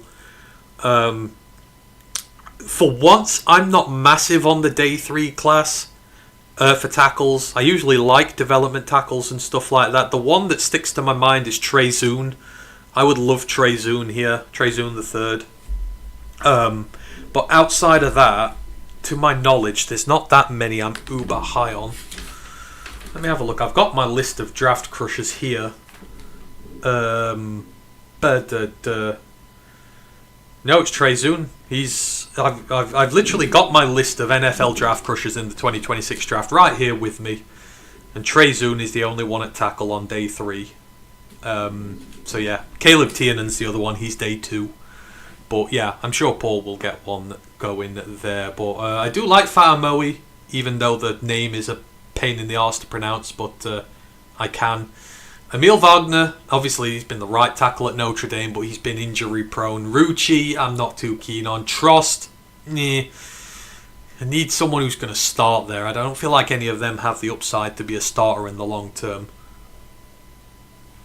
I don't know if there's anyone from... Is there anyone out the HBCUs? I don't think there's any HBCU tackles on day 3 I'm that enamoured with this year either. Are there any tackles out of... Let's have a look.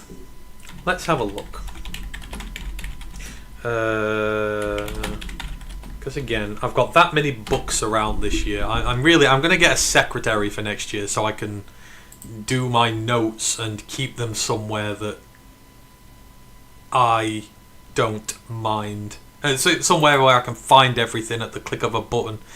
I just love writing too much. I should put it on a computer. No, the day 3 class is a bit meh this year. No.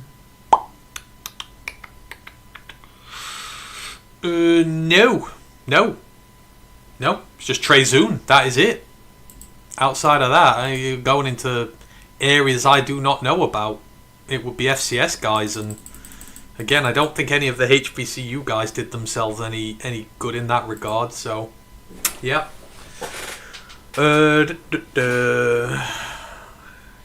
Mary is like 5'9", 3'4". Do you think McCoy falls because of injuries? McCoy? Oh, you mean Gerard McCoy? No, his pro day will have put paid to that. I don't like Jermud McCoy because of how he should have played last year. He quit on his team. He's not trained all off season till he's got to the Tennessee Pro Day, and of course, team pro days are way more favourable than the combine because you're in your home comforts. He's 15 months removed from his surgery. I don't like how he's just kind of selfishly looked after himself in that regard. I think he should have played last year and he should have trained earlier. But I don't think he falls. That 40 time, that workout time, someone's going to take him high. You've got 5 teams who have got 2 picks in the NFL in the first round this year. So you've got 5 teams potentially that can take an insurance pick with his injury while still getting someone who's not been injured this long. So no, I still think he goes really high. Once Mansour Delane's off the board, Jamod McCoy's market opens up. I assume you mean that one. But what's wrong with the Tennessee backfield of Tony Pollard and Tyjae Spears? I mean, nothing in theory. I love Tyjae Spears. I do. I think it's just in terms of putting a proper running back one there. I mean, Pollard can be, but I do like the thought of Jeremiah Love and Cam Ward working together there. But Tyjae Spears is hella underrated. So yeah, maybe they don't have the priority need there for it, but... And of course, running back's such a volatile position. I don't think the Titans should, but I could see them doing it. But yeah. And Hank does the middle 5 prospect. Enjoy his work. Hank does the best work of us all. He always does. Love could have real day 1 impact. Yeah, he could. Probably will, providing he stays healthy. I don't want to check out Paul. I check out you, Pause. Hey, appreciate it. Well, I'm just saying it's there if you want to look, but we'll look. I'll do my top 5 tackle prospects for the Lions. There may be some day 3. I might just be missing guys. I've got that much work out there. I've got that many notes out there. I've got literally 6 notebooks, so, figure out where they are. Isaiah World, no. Isaiah's just too big and bumbling, and he's just... It's like Manu. It would be like, I'd rather keep Manu than draft Isaiah World. It's a shame, but there's just way too much wrong with his technique. And our resident Ducks fan thinks the same, so no, I'm not big on Isaiah World at all. I was back in his time at Nevada. I loved him at Nevada, but didn't make the transition to Oregon very well. Iheanacho is generally pronounced Iheanacho. We had a football player named... It is Iheanacho. I believe it's this way. We had a football over here, Kalichi Iheanacho. That's how we pronounced his name, so I'm pronouncing it the same there. He's a day 1 pick, though. World is injured. Oh, yeah, World's got his torn ACL as well, so yeah, no, we don't want to do that.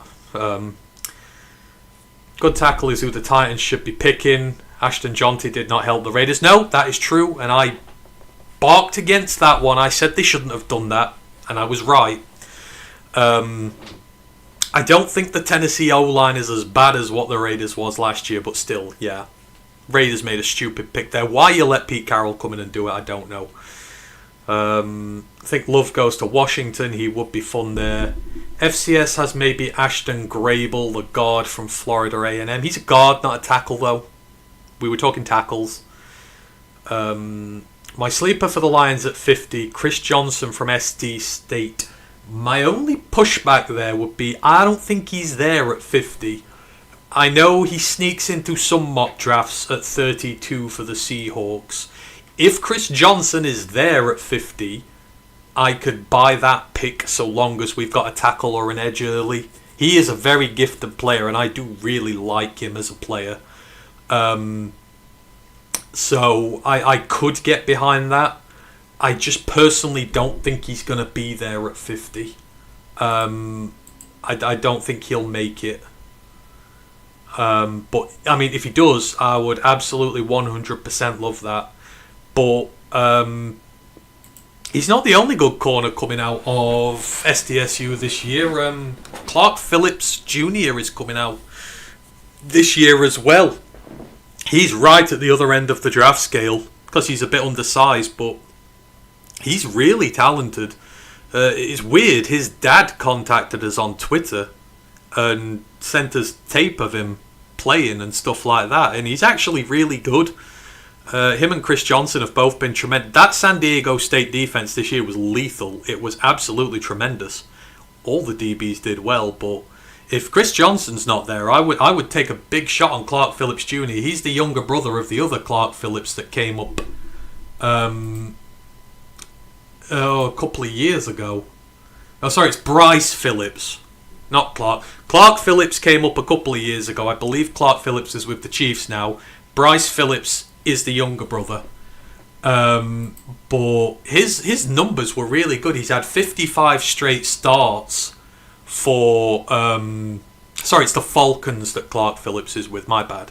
But yeah, he's had 55 straight starts for the Aztecs. 142 tackles, 31 pass breakups, 11 tackles for a loss, a career completion against him of less than 50%. A couple of interceptions in there as well. As like a boundary corner, he's really, really good. I think he's the one to... like, he's a sleeper pick at corner on day 3. So if you don't get Chris Johnson, get the other SDSU corner. He could have far more value for where you're going to get him. But he's another one of those. If you want hybrids, he can do nickel, safety, cornerback as well.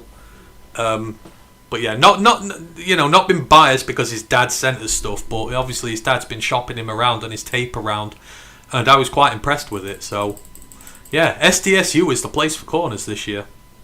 Absolutely. My honourable mentions: Markel Bell, too big, too clumsy; Jude Bowery, not that good; Tristan Lee, don't know him; Austin Barber. Austin Barber was actually really good in the Shrine Bowl. We watched a game with him together. I think it was the Shrine Bowl because I love the Shrine Bowl. So Austin Barber had a very good game in that. I've not watched as much of his tape at Florida as otherwise, but I think Austin Barber may be a shout. But yeah, Bell, Bowery, Lee, no thanks, I'm good. And did you see A to Z Mock Draft Simulator? I did not. If there's anything you wish to tell me from that, then let me know, but I did not see that. Oh, Ant, your take on Captain Kirk Cousins' move to the Raiders. Kirk Cousins has the best agent in all of history. I love the move, though. I actually love what the Raiders have done here. And you give Kirk a contract because I'm a firm believer that you don't start your rookie quarterbacks day one, no matter whether you take them first or not. I think Bryce Young suffered because they threw him in day one. Cam Ward suffered because they threw him in day one. How many quarterbacks have we seen bust in recent years that have been taken high because they've been started day one and expected to just be great right out the gate? I think having Kirk Cousins in for the Raiders to mentor Fernando Mendoza, because I love Fernando Mendoza and I think he will be a great NFL quarterback, certainly more than a lot of others do. I love their move to bring in Kirk Cousins.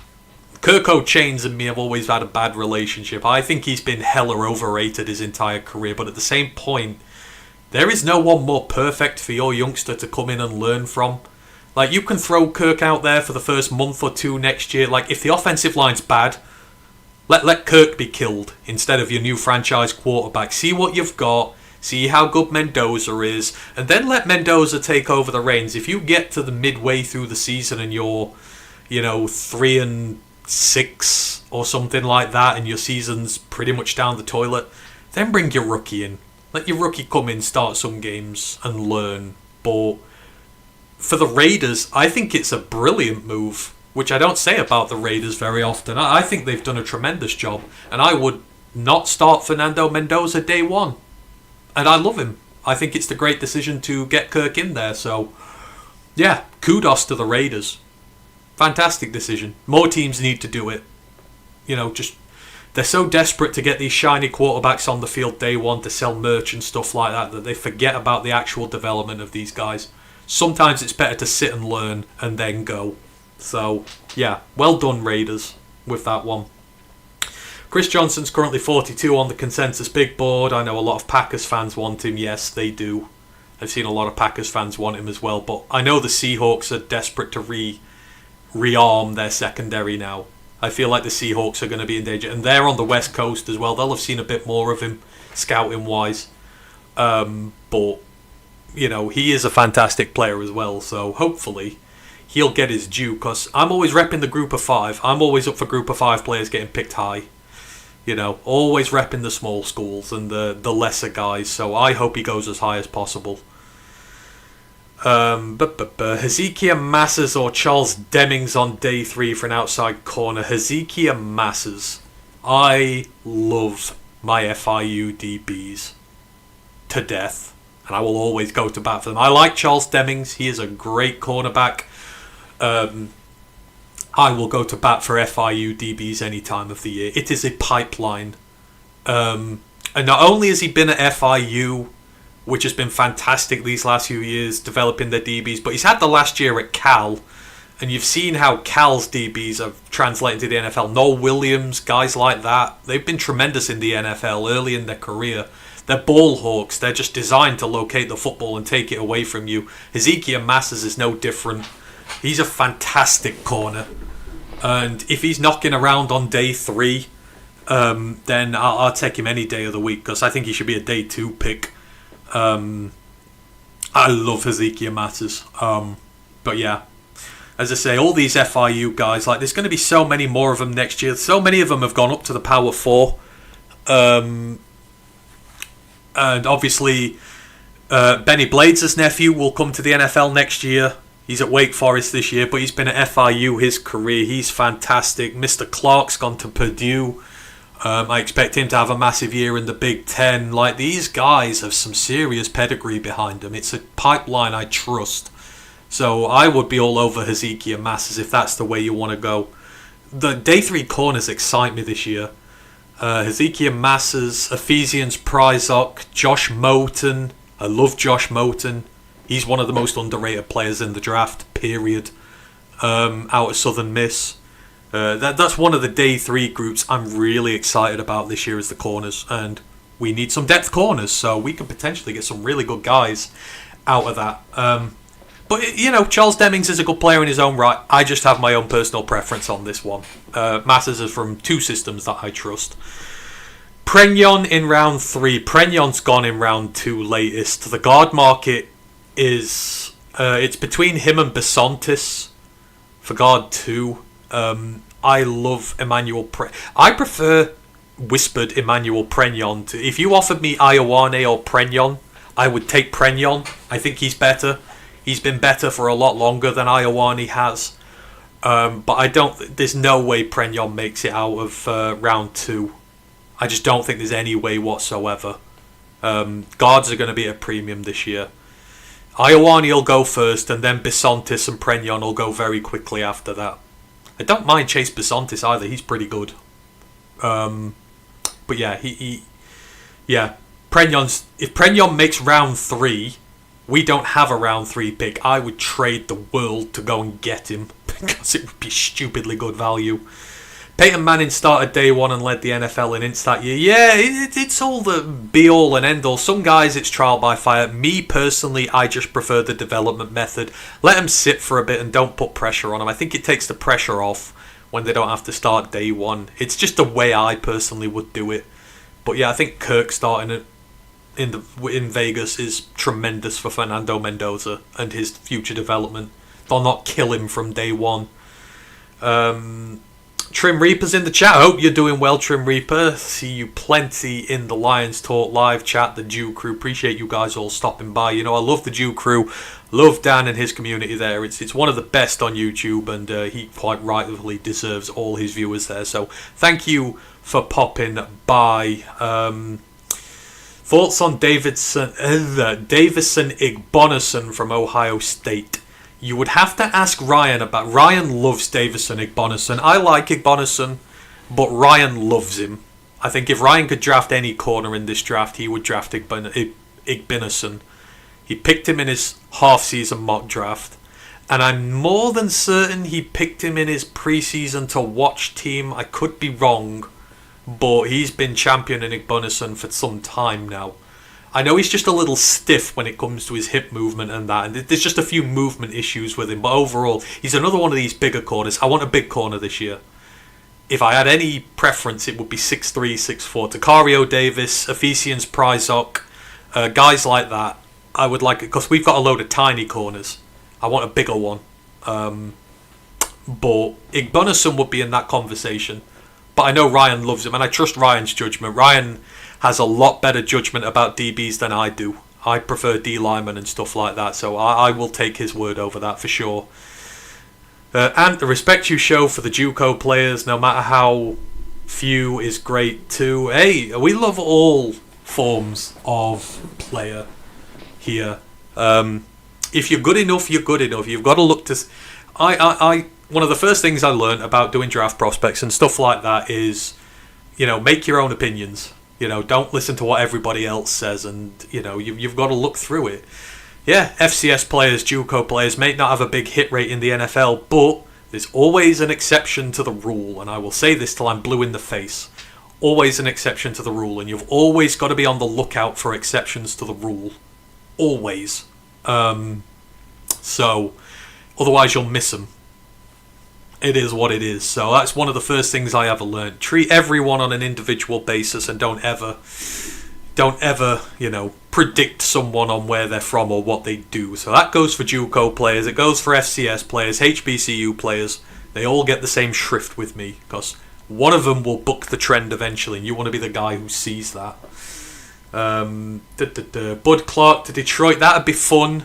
Safety. AJ Halsey's my favourite safety in this draft. I would love AJ Halsey. I've done the video on AJ Halsey, so if you want to check it out, please do. His tape is phenomenal, and he is way undervalued as a safety. For me, there's no better safety in the draft than AJ Halsey, and I include Caleb Downs in that. In terms of what I want from a safety anyhow. Caleb Downs is really good, but AJ Halsey's next level. But Bud Clark's not far after him. He's just as good. 3-time team captain, ton of interceptions and picks. Brings up a lot of what you miss when you don't have Kirby in the side. But yeah, that leadership's that it's very rare you get 3-time team captains in college, because that means they're a captain when they're a sophomore, and you don't often get sophomore captains. You've got to wait till you're a junior, at least usually, till you start getting the captaincy. And the fact that he's got 3 is, testament to just how great a leader he is on that team. So he fits the leadership bill for the Lions, and he fits the profile of being a ball hawker. But so does Halsey as well. So AJ Halsey's the guy, but Clark is not far after that. I could easily see him being one of those early day 3 picks for us. Sapp in the 3rd I was seeing as a possibility. Tyreek Sapp's interesting. Like this time last year, I'd have put a very high pick on Tyreek Sapp. Obviously the year's not panned out the way he wanted it to, but I've seen enough from the player where I'd still be quite happy to have him. And you probably are at the point now you're going to get tremendous value if he hits his ceiling from where you're going to get him. So if Tyreek Sapp had to be a backup option, I would take it. George Gums as well. Gums, the other Florida edge. Hella underrated. I can't remember what I had him in last year, but he was in one of my lists before the college season started last year has been underrated, I think. Or was it top edge classes? Yeah, it was edge tandems. Because there was Sap, Gums, and their young 5-star as well. I'm missing names here. I had Florida as a very underrated edge duo last year, and Gums was part of it. But Gums is a little older. But Tyreek Sapp overall, I think he's a lot better than the draft analysts giving him credit for. But Gums is hella underrated. He could be one of those who just comes out of nowhere as a very late pick and has a really good year. I do like him. I have been trading 118 and 128 for a third for Bud Clark or Jalen Kilgore. I'd give up those two for Bud Clark. That's not the worst trade in the world. Would sort of big problem for us at safety. We do need a starting safety, so I'd do that. Chuck is a great leader and locker room guy and versatile. He is indeed. We need to get bigger at cornerback. Yes, we do. Absolutely, we do. Unless we go very good coverage corner. I will take D'Angelo Pons or Josh Moten. They're both undersized, but I would take either because they're both good coverage corners. But overall, I would take a bigger corner. Takario Davis, I think, would be the fun one. His year at Washington has tanked his stock. He's way better. Way better than his draft positioning at the minute. Like, his value would be insane. And Prysock. Both suffered from being on that horrible Washington team this year. Where are we at? We're at 1:43, so we'll have about another 15 minutes here, and then I think I will call it quits for the evening. So keep getting your questions in. If there's anything else you want to ask before I do get out of here, then follow the drill. Appreciate all of you who've been here with this evening. I enjoy doing these. About 5 or 6 we've done now. I'm glad we started doing them, so we'll carry on doing them as long as you guys enjoy them. So keep the questions coming. I did have one more that was asked of me before the show, so I will get to that and then get back to the chat again. It was a second one from our own Ash, and he mentioned about the NFL ruling on comp picks regarding Chicago, Atlanta, and Ian Cunningham, and have the Falcons found a loophole here. So for those who haven't heard, obviously Ian Cunningham gone as assistant GM from the Bears to the Falcons to be their GM. Now obviously with minority candidates, when they move up to roles like that, you traditionally are meant to get 2 third-round picks for them, i.e. like we got for Aaron Glenn when he went to head coach at the Jets before Brad traded them all away. But they have not been given picks for Ian Cunningham because of the whole thing with Matt Ryan. Now, Matt Ryan's got that weird Director of Football Operations title with the Falcons, so he's in charge of football-related matters. And he is above the GM, although the GM's remit is still the GM as you know it, but Ian Cunningham has someone above him in Matt Ryan who has final say on football issues. So while he has football influence, he's got to go through Matt Ryan to get his decisions there. And the NFL have said as a result of this that technically Ian Cunningham is not a GM because he doesn't have 100% control over what he does like Brad Holmes does here. So they're not giving him that. So Ash is wondering if this is a loophole that's been found that teams are going to start trying to exploit, i.e.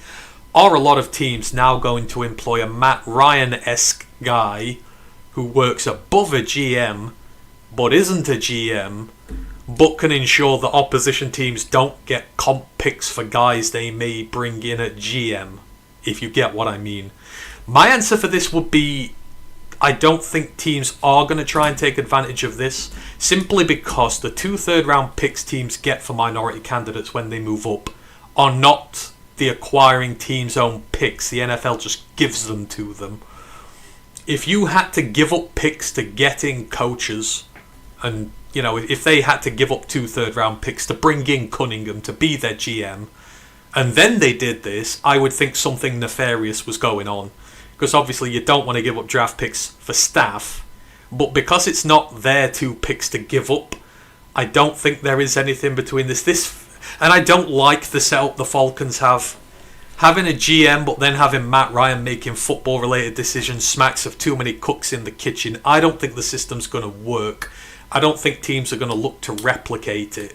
So, yes, there is potentially a loophole here to avoid giving up picks, but I just don't think the teams are going to be too interested in regard, because again, they're not giving up their own picks here. Now, maybe if it's, the Falcons had hired him from the Saints and it's an in-division rival and they don't want their in-division rival to get 2 picks from them, 2 third-round picks for hiring one of their staff, maybe then something nefarious might happen. And potentially it could in the future, but for me now, no. I don't think you're going to see a rush of teams looking to do this, but it could happen. Who knows? It's the NFL, every competitive advantage and all, but it's a good question. It's a good theoretical question to have, but yeah, I just don't like the Falcons' leadership structure whatsoever. I think it's doomed to fail eventually. I think Cunningham will get fed up with having to answer to Matt Ryan, because Matt Ryan is the owner's lackey, and I think he's going to restrict what Cunningham can do with the football side of things. So we will see with that one. Would I draft Louis Moore? Depends on the pick. Yes, I would. I love Louis Moore. Obviously, he's an older pick, so you've got to take that into consideration while you're drafting him. But at 118 or 128, I would not say no. He was tremendous last year, and again, ball hawk ability. You watch his interceptions and the way he gets them, and he baits guys into throws. A lot of quarterbacks think they can throw on him and seem to dismiss him almost, but he's so clever baiting quarterbacks into throwing in his direction and then picking them off. He was so good last year, and again, it helped Indiana had a dominant defensive line, but he hoovered up everything that was thrown in his direction. Both the safeties were really good for Indiana this year. In fact, the whole defense was good. Who am I kidding? They're the best ones in the nation, period. But I like him as a player. I think he is, again, someone asked about this earlier, about Indiana prospects being underappreciated. And I agree totally. They have been completely overlooked as players. I think he's a good player. Again, we need him to start early. I don't think the age should scare us off, because we will need him to start right away. Brian Branch will not be healthy to start the season, and I'm not as enamoured with the rest of these safeties that we've brought in as everyone else. I think we've got a load of depth safeties, and that's it. So, outside of that, I think there's a lot you can go out there and do. So, yeah, I would quite happily get Louis Moore. Him and Amari Farrell were tremendous this year. They had 11 picks between the two of them. They're one of the best safety duos in college football, so I would take him if the price was right. I think he's a very good football player. Johnson late cornerback pick. Which one? Which one is what I would say. Obviously not Chris Johnson, because Chris Johnson's going to go very high. So, Chris Johnson will be a top 50 pick. I'm trying to think of any other Johnsons that are going to be late cornerback additions. I can't think off the top of my head if there are. Or do you mean? No. Who else? I don't think there's another Johnson. Just clarify who you mean. Because I don't think Chris Johnson's going to go late in the draft. I think. Oh, is it you on about the Arizona safety? Might be on about the Arizona. I think it's Dalton, is it? I'm not sure. Caleb Elam's or in round 4, trade 157 and 213. Potentially. Oh, Chris Johnson. Chris Johnson's going top 50. Chris Johnson ain't going to be there late. Chris Johnson's one of the best corners in the draft. He's going to go way high. If he's there on day 3, then you take that pick every day of the week. But yeah, he'll be top 50. Do I like Dennis Sutton? Not as much as other defensive ends. I'm not as sold on him. And usually I like my Penn State D lineman. I don't know what it is either. I think there's just some stuff with his technique which is a little bit iffy for me. I'm not. I know the production's there with him, but I don't know. He's just not enamoured me as much as other Penn State DNs have in recent years. I remember when he was a true freshman, he was fantastic, and I was quite looking forward to. I thought they'd be one of those I'd draft quite happily, but Like, he's very tight when he plays. The pad level is quite high. I think that's going to go against him in the NFL. There's just technical things with him that are just a bit iffy. And he's got a massive missed tackle rating as well. I can't remember what it's at, but he misses a... He's another one of those who just can't finish as much as he should. So there are technical issues with him. If you're going to take him late enough, it's fine. It depends where you think he's going to get drafted. Like, round 2, no. Round 3, probably not. That early day 4 picks, maybe. But I don't think he'll be there by then. But I'm not as enamoured with him as I have been with other Penn State DBs. DNs. Rich Baldwin likes him, that's fine. That's fine. I can see it. It's a system to trust. You know that much. Like, they make NFL players there at Penn State, so can absolutely trust that 100%. Jake Golday. I've not actually watched much on Jake Golday. I don't know why I haven't, but I can't really give much of an opinion on him. He's just one of those who's fallen through the cracks. I assume we're not going to go linebacker that high, and he's at that back end of the first round conversation, so he's in that grey area and at a position not really of much need, so I've not watched him as much. Isaiah World has a torn ACL, so no, and he's a big guy. These big tackles, when they get torn ACLs, it's so tough for them to come back from, so... Is there a running back I like in round 6 or 7? Ooh, question. Good one. It all depends on consensus here. My favourite running back is Seth McGowan by a long way, but he's an early day 3 pick. The Kentucky running back. I absolutely love him. I think he's going to be an amazing prospect at the next level. And exactly what we need as well, but by the by. But he's not round 6 or 7. Jamari Taylor.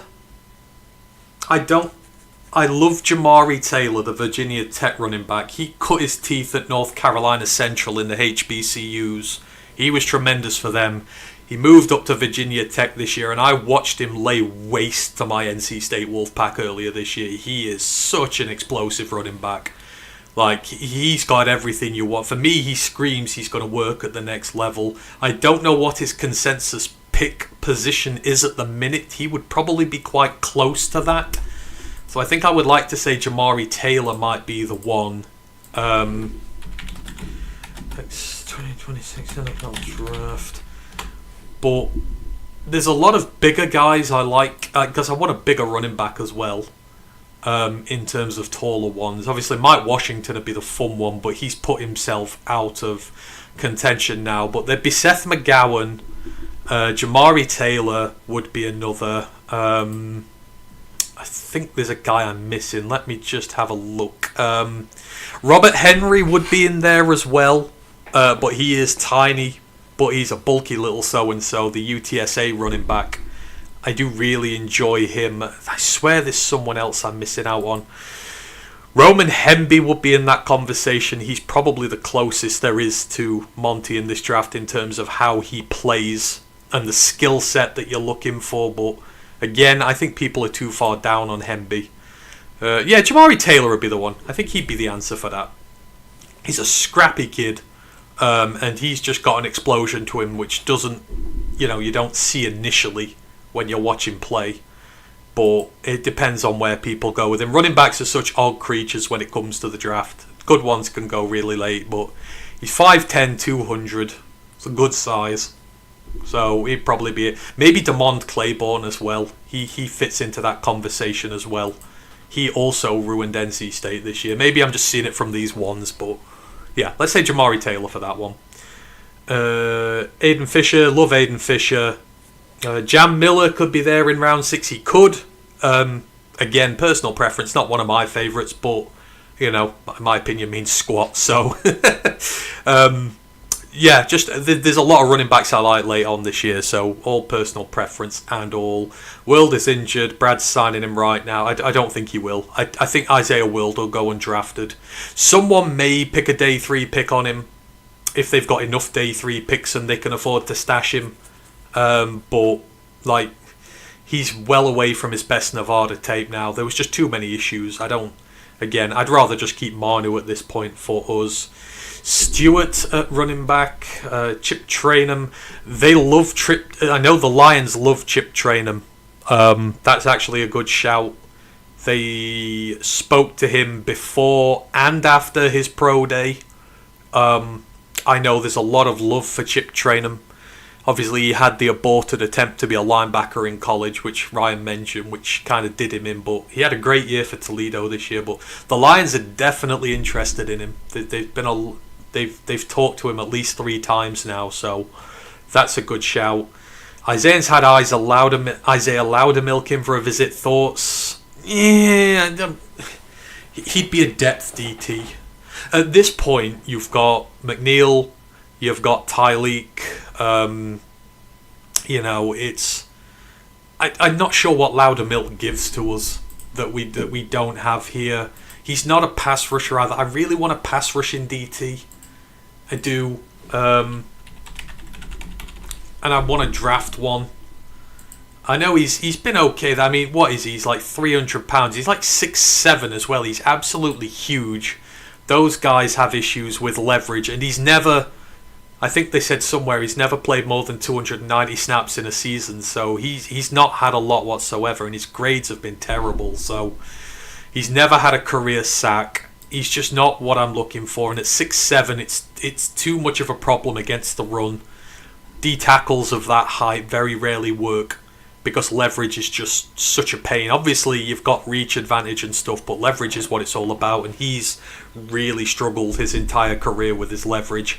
There's a reason that the Steelers have been drafting all my favourite D tackles in every draft to try and replace him, like Keanu Benton. But yeah, maybe. But he'd be a depth piece at most. But I'm not enthralled, let's say. I still hope we go DT in the draft. Demetrius Orange, Big Citrus. Oh, people playing on my Iowa State love here. I love Big Citrus. But he's a nose tackle. And we've got Tyleek for that. And again, his pass rush upside is somewhat limited. And again, I've watched a ton of Iowa State football because I am Rocco Beck's biggest fan in the world. I love watching Iowa State play. I love Dominique Orange. It's just not what we're looking for. I don't need another run stuffing nose tech on this team. So I love him. Think he's a good player, but just not what the Lions specifically need. He's not shown enough for me as a pass rusher. His upside, I thought he might. At the start of last season, I was hoping he would, but it's not really translated this year. Obviously, Iowa State had a bad year by their standards. So, yeah. I like him, but yeah, not what we need. Do you like Holton, defensive tackle? I love Grayson Holton. Grayson Holton is on my list of favourite draft prospects in front of me right here. I have a page of them. Grayson Holton's name is on there. He is a great pass rushing defensive tackle. He is exactly what the Lions need. He is... If you don't go with Levi, or if Levi is too hurt for the year, Grayson Holton is the replacement for Levi. He's what we wanted Levi to be. That Oklahoma State D-line this year was tremendous. Him and David Stone were one of the best D-tackle pairings in college. And David Stone's potentially going to be even better than Grayson Holton is, but Holton's the best pass-rushing defensive tackle in the draft. And I want a pass-rushing defensive tackle, so I love Grayson Holton. I love his entire skill set, everything is about. The Oklahoma defense was incredibly underrated this year. Incredibly underrated, and again, they're another team whose prospects are not looked upon very favourably. I'm thinking of, Holton is, but R. Mason Thomas is overlooked. Owen Heineke, he is severely overlooked in the linebacker stakes. They got a corner in this one as well. I keep forgetting his name, but the Oklahoma draft prospects are underrated this year, like Indiana's are. So, but Holton's probably, again, I keep saying all these guys are not going to be here at 50. Someone's going to fall. If Grayson Holton's there at 50, I'm running to the podium. I'm literally running to the podium to get him signed. Because I think he's exactly what the Lions need. Exactly what we need. Kendrick Falk in the first, I'd do it. really like Keldrick Folk, even though it goes against everything I've ever said before. I can only say what I can say. I'm a feelings man. I have to take my gut feelings, and my gut feelings tell me Keldrick Folk's going to be very good. Defensive tackle DeMonte Capehart in the 6th round. Don't know enough about him. I apologise. I don't know enough about him to make an opinion. So, yeah, obviously Peter Woods has been the focus there, and TJ Parker, and Will Helt.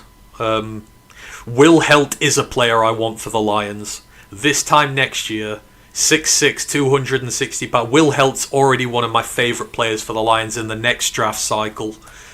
He's the one I'm really looking forward to. I don't know why Capehart has just completely slipped through the radar, because I love these defensive line prospects from Clemson. But yeah, I don't know enough to make an opinion about that one, so my apologies. Can Wingo not be the rotational 3-tech? He could be, but how much has he learnt? Because he's been getting healthy scratched all year when we've been struggling for pass rush from our interior. Like, we've been really struggling for pass rush from our interior. We had to get down to Roy Lopez, who was traditionally a nose tackle who didn't pass rush.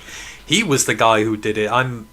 I wish Wingo would have had more opportunity to be involved last year, but it kind of feels like... oh, Lord, who was the... I keep forgetting names here. I'm getting old. There was another D-tackle I loved a few years ago. We had knock him round our practice squad who could just never get in the team, despite the fact that we needed a D-tackle all the time. He was from... oh, where do I want to say he's from now? No, I'm going to lose it. But yeah, he should have played more last year. He was healthy. He got healthy scratched. I'm just not sure what he's going to do over the off-season that might improve that. But if he could be, it would be fantastic. But I would prefer Grayson Halton. Hope Big Mac, Tyleek and Wingo show out. I mean, Aleem should. Aleem, put him back to D-tackle and stop playing him 70 snaps a game. Please. And that's all you need to do. And you'll see Aleem get back to his best form again. Tyleek I've got massive expectations for this year. This is the year of Tyleek Williams. Tyleek and Aleem could be the best D-tackle pairing we've had since Sue and Fairley. And they could be just as dominant as those two as well. So, yeah, that's high praise. I'm ready for us to have a dominant D-tackle pairing again. It's going to be a fun draft. It will be. I'm looking forward to it. I always love drafts. Drafts are just fun altogether. As I say, this one's felt odd because of the stop-start nature of it, me doing content in the run-up to it. I don't feel as informed as I usually am coming up to the draft, but it's still a fun process. Next year's will be the good one. Honestly, it's not hyperbole to say next year's draft might be the most fun I've ever done in my life. I'm so looking forward to it, but this one's going to be good as well. 3 weeks and we are there. I'm hella looking forward to it. And hopefully you'll join us. We will be live all weekend days 1, 2 and 3. We're going to have a ton of guests on. As we always do. If you've dropped by the live streams before, it's good fun. We're going to make sure it's as big and as bad as always. Big and bad in a good way. But yeah, we're going to be live all week, so make sure you join us for that. Capehart is 6'5", 315. Ooh, I like that size. That's good size. 485, 40. Some good notes there. I'll have to have a look at him before the draft a little bit more. Right, we have been going 2:05, so it is 1:30 in the morning here. I'm going to take a sleep tablet in a minute and then hopefully go to sleep soon. So thank you to everyone who has joined this evening. I really appreciate you. I love doing these Friday Q&As. We'll make sure we keep doing them in the future because it's just good fun to come on and chat here about all sorts of random stuff, and say hopefully you enjoy it all. I appreciate all of you who've joined in this evening. Trim, Reaper, Rich Baldwin, DC Smithers, Terry Perry, Mile Marker, everyone, Grandizer as well. Been good fun. Next show's coming up. As I've mentioned, the college football podcast was pre-recorded tonight. I will air it tomorrow. We're doing returning defensive tackles and defensive ends in college next year. PFF's lists, we're going through those. And then we're doing our all-star team, so our little team challenge we did before, which was really good fun. We basically span a random name generator on all the positions and a football team, and with all the different teams that came out, we had to try and find the best players from those college teams in history to make the best teams possible.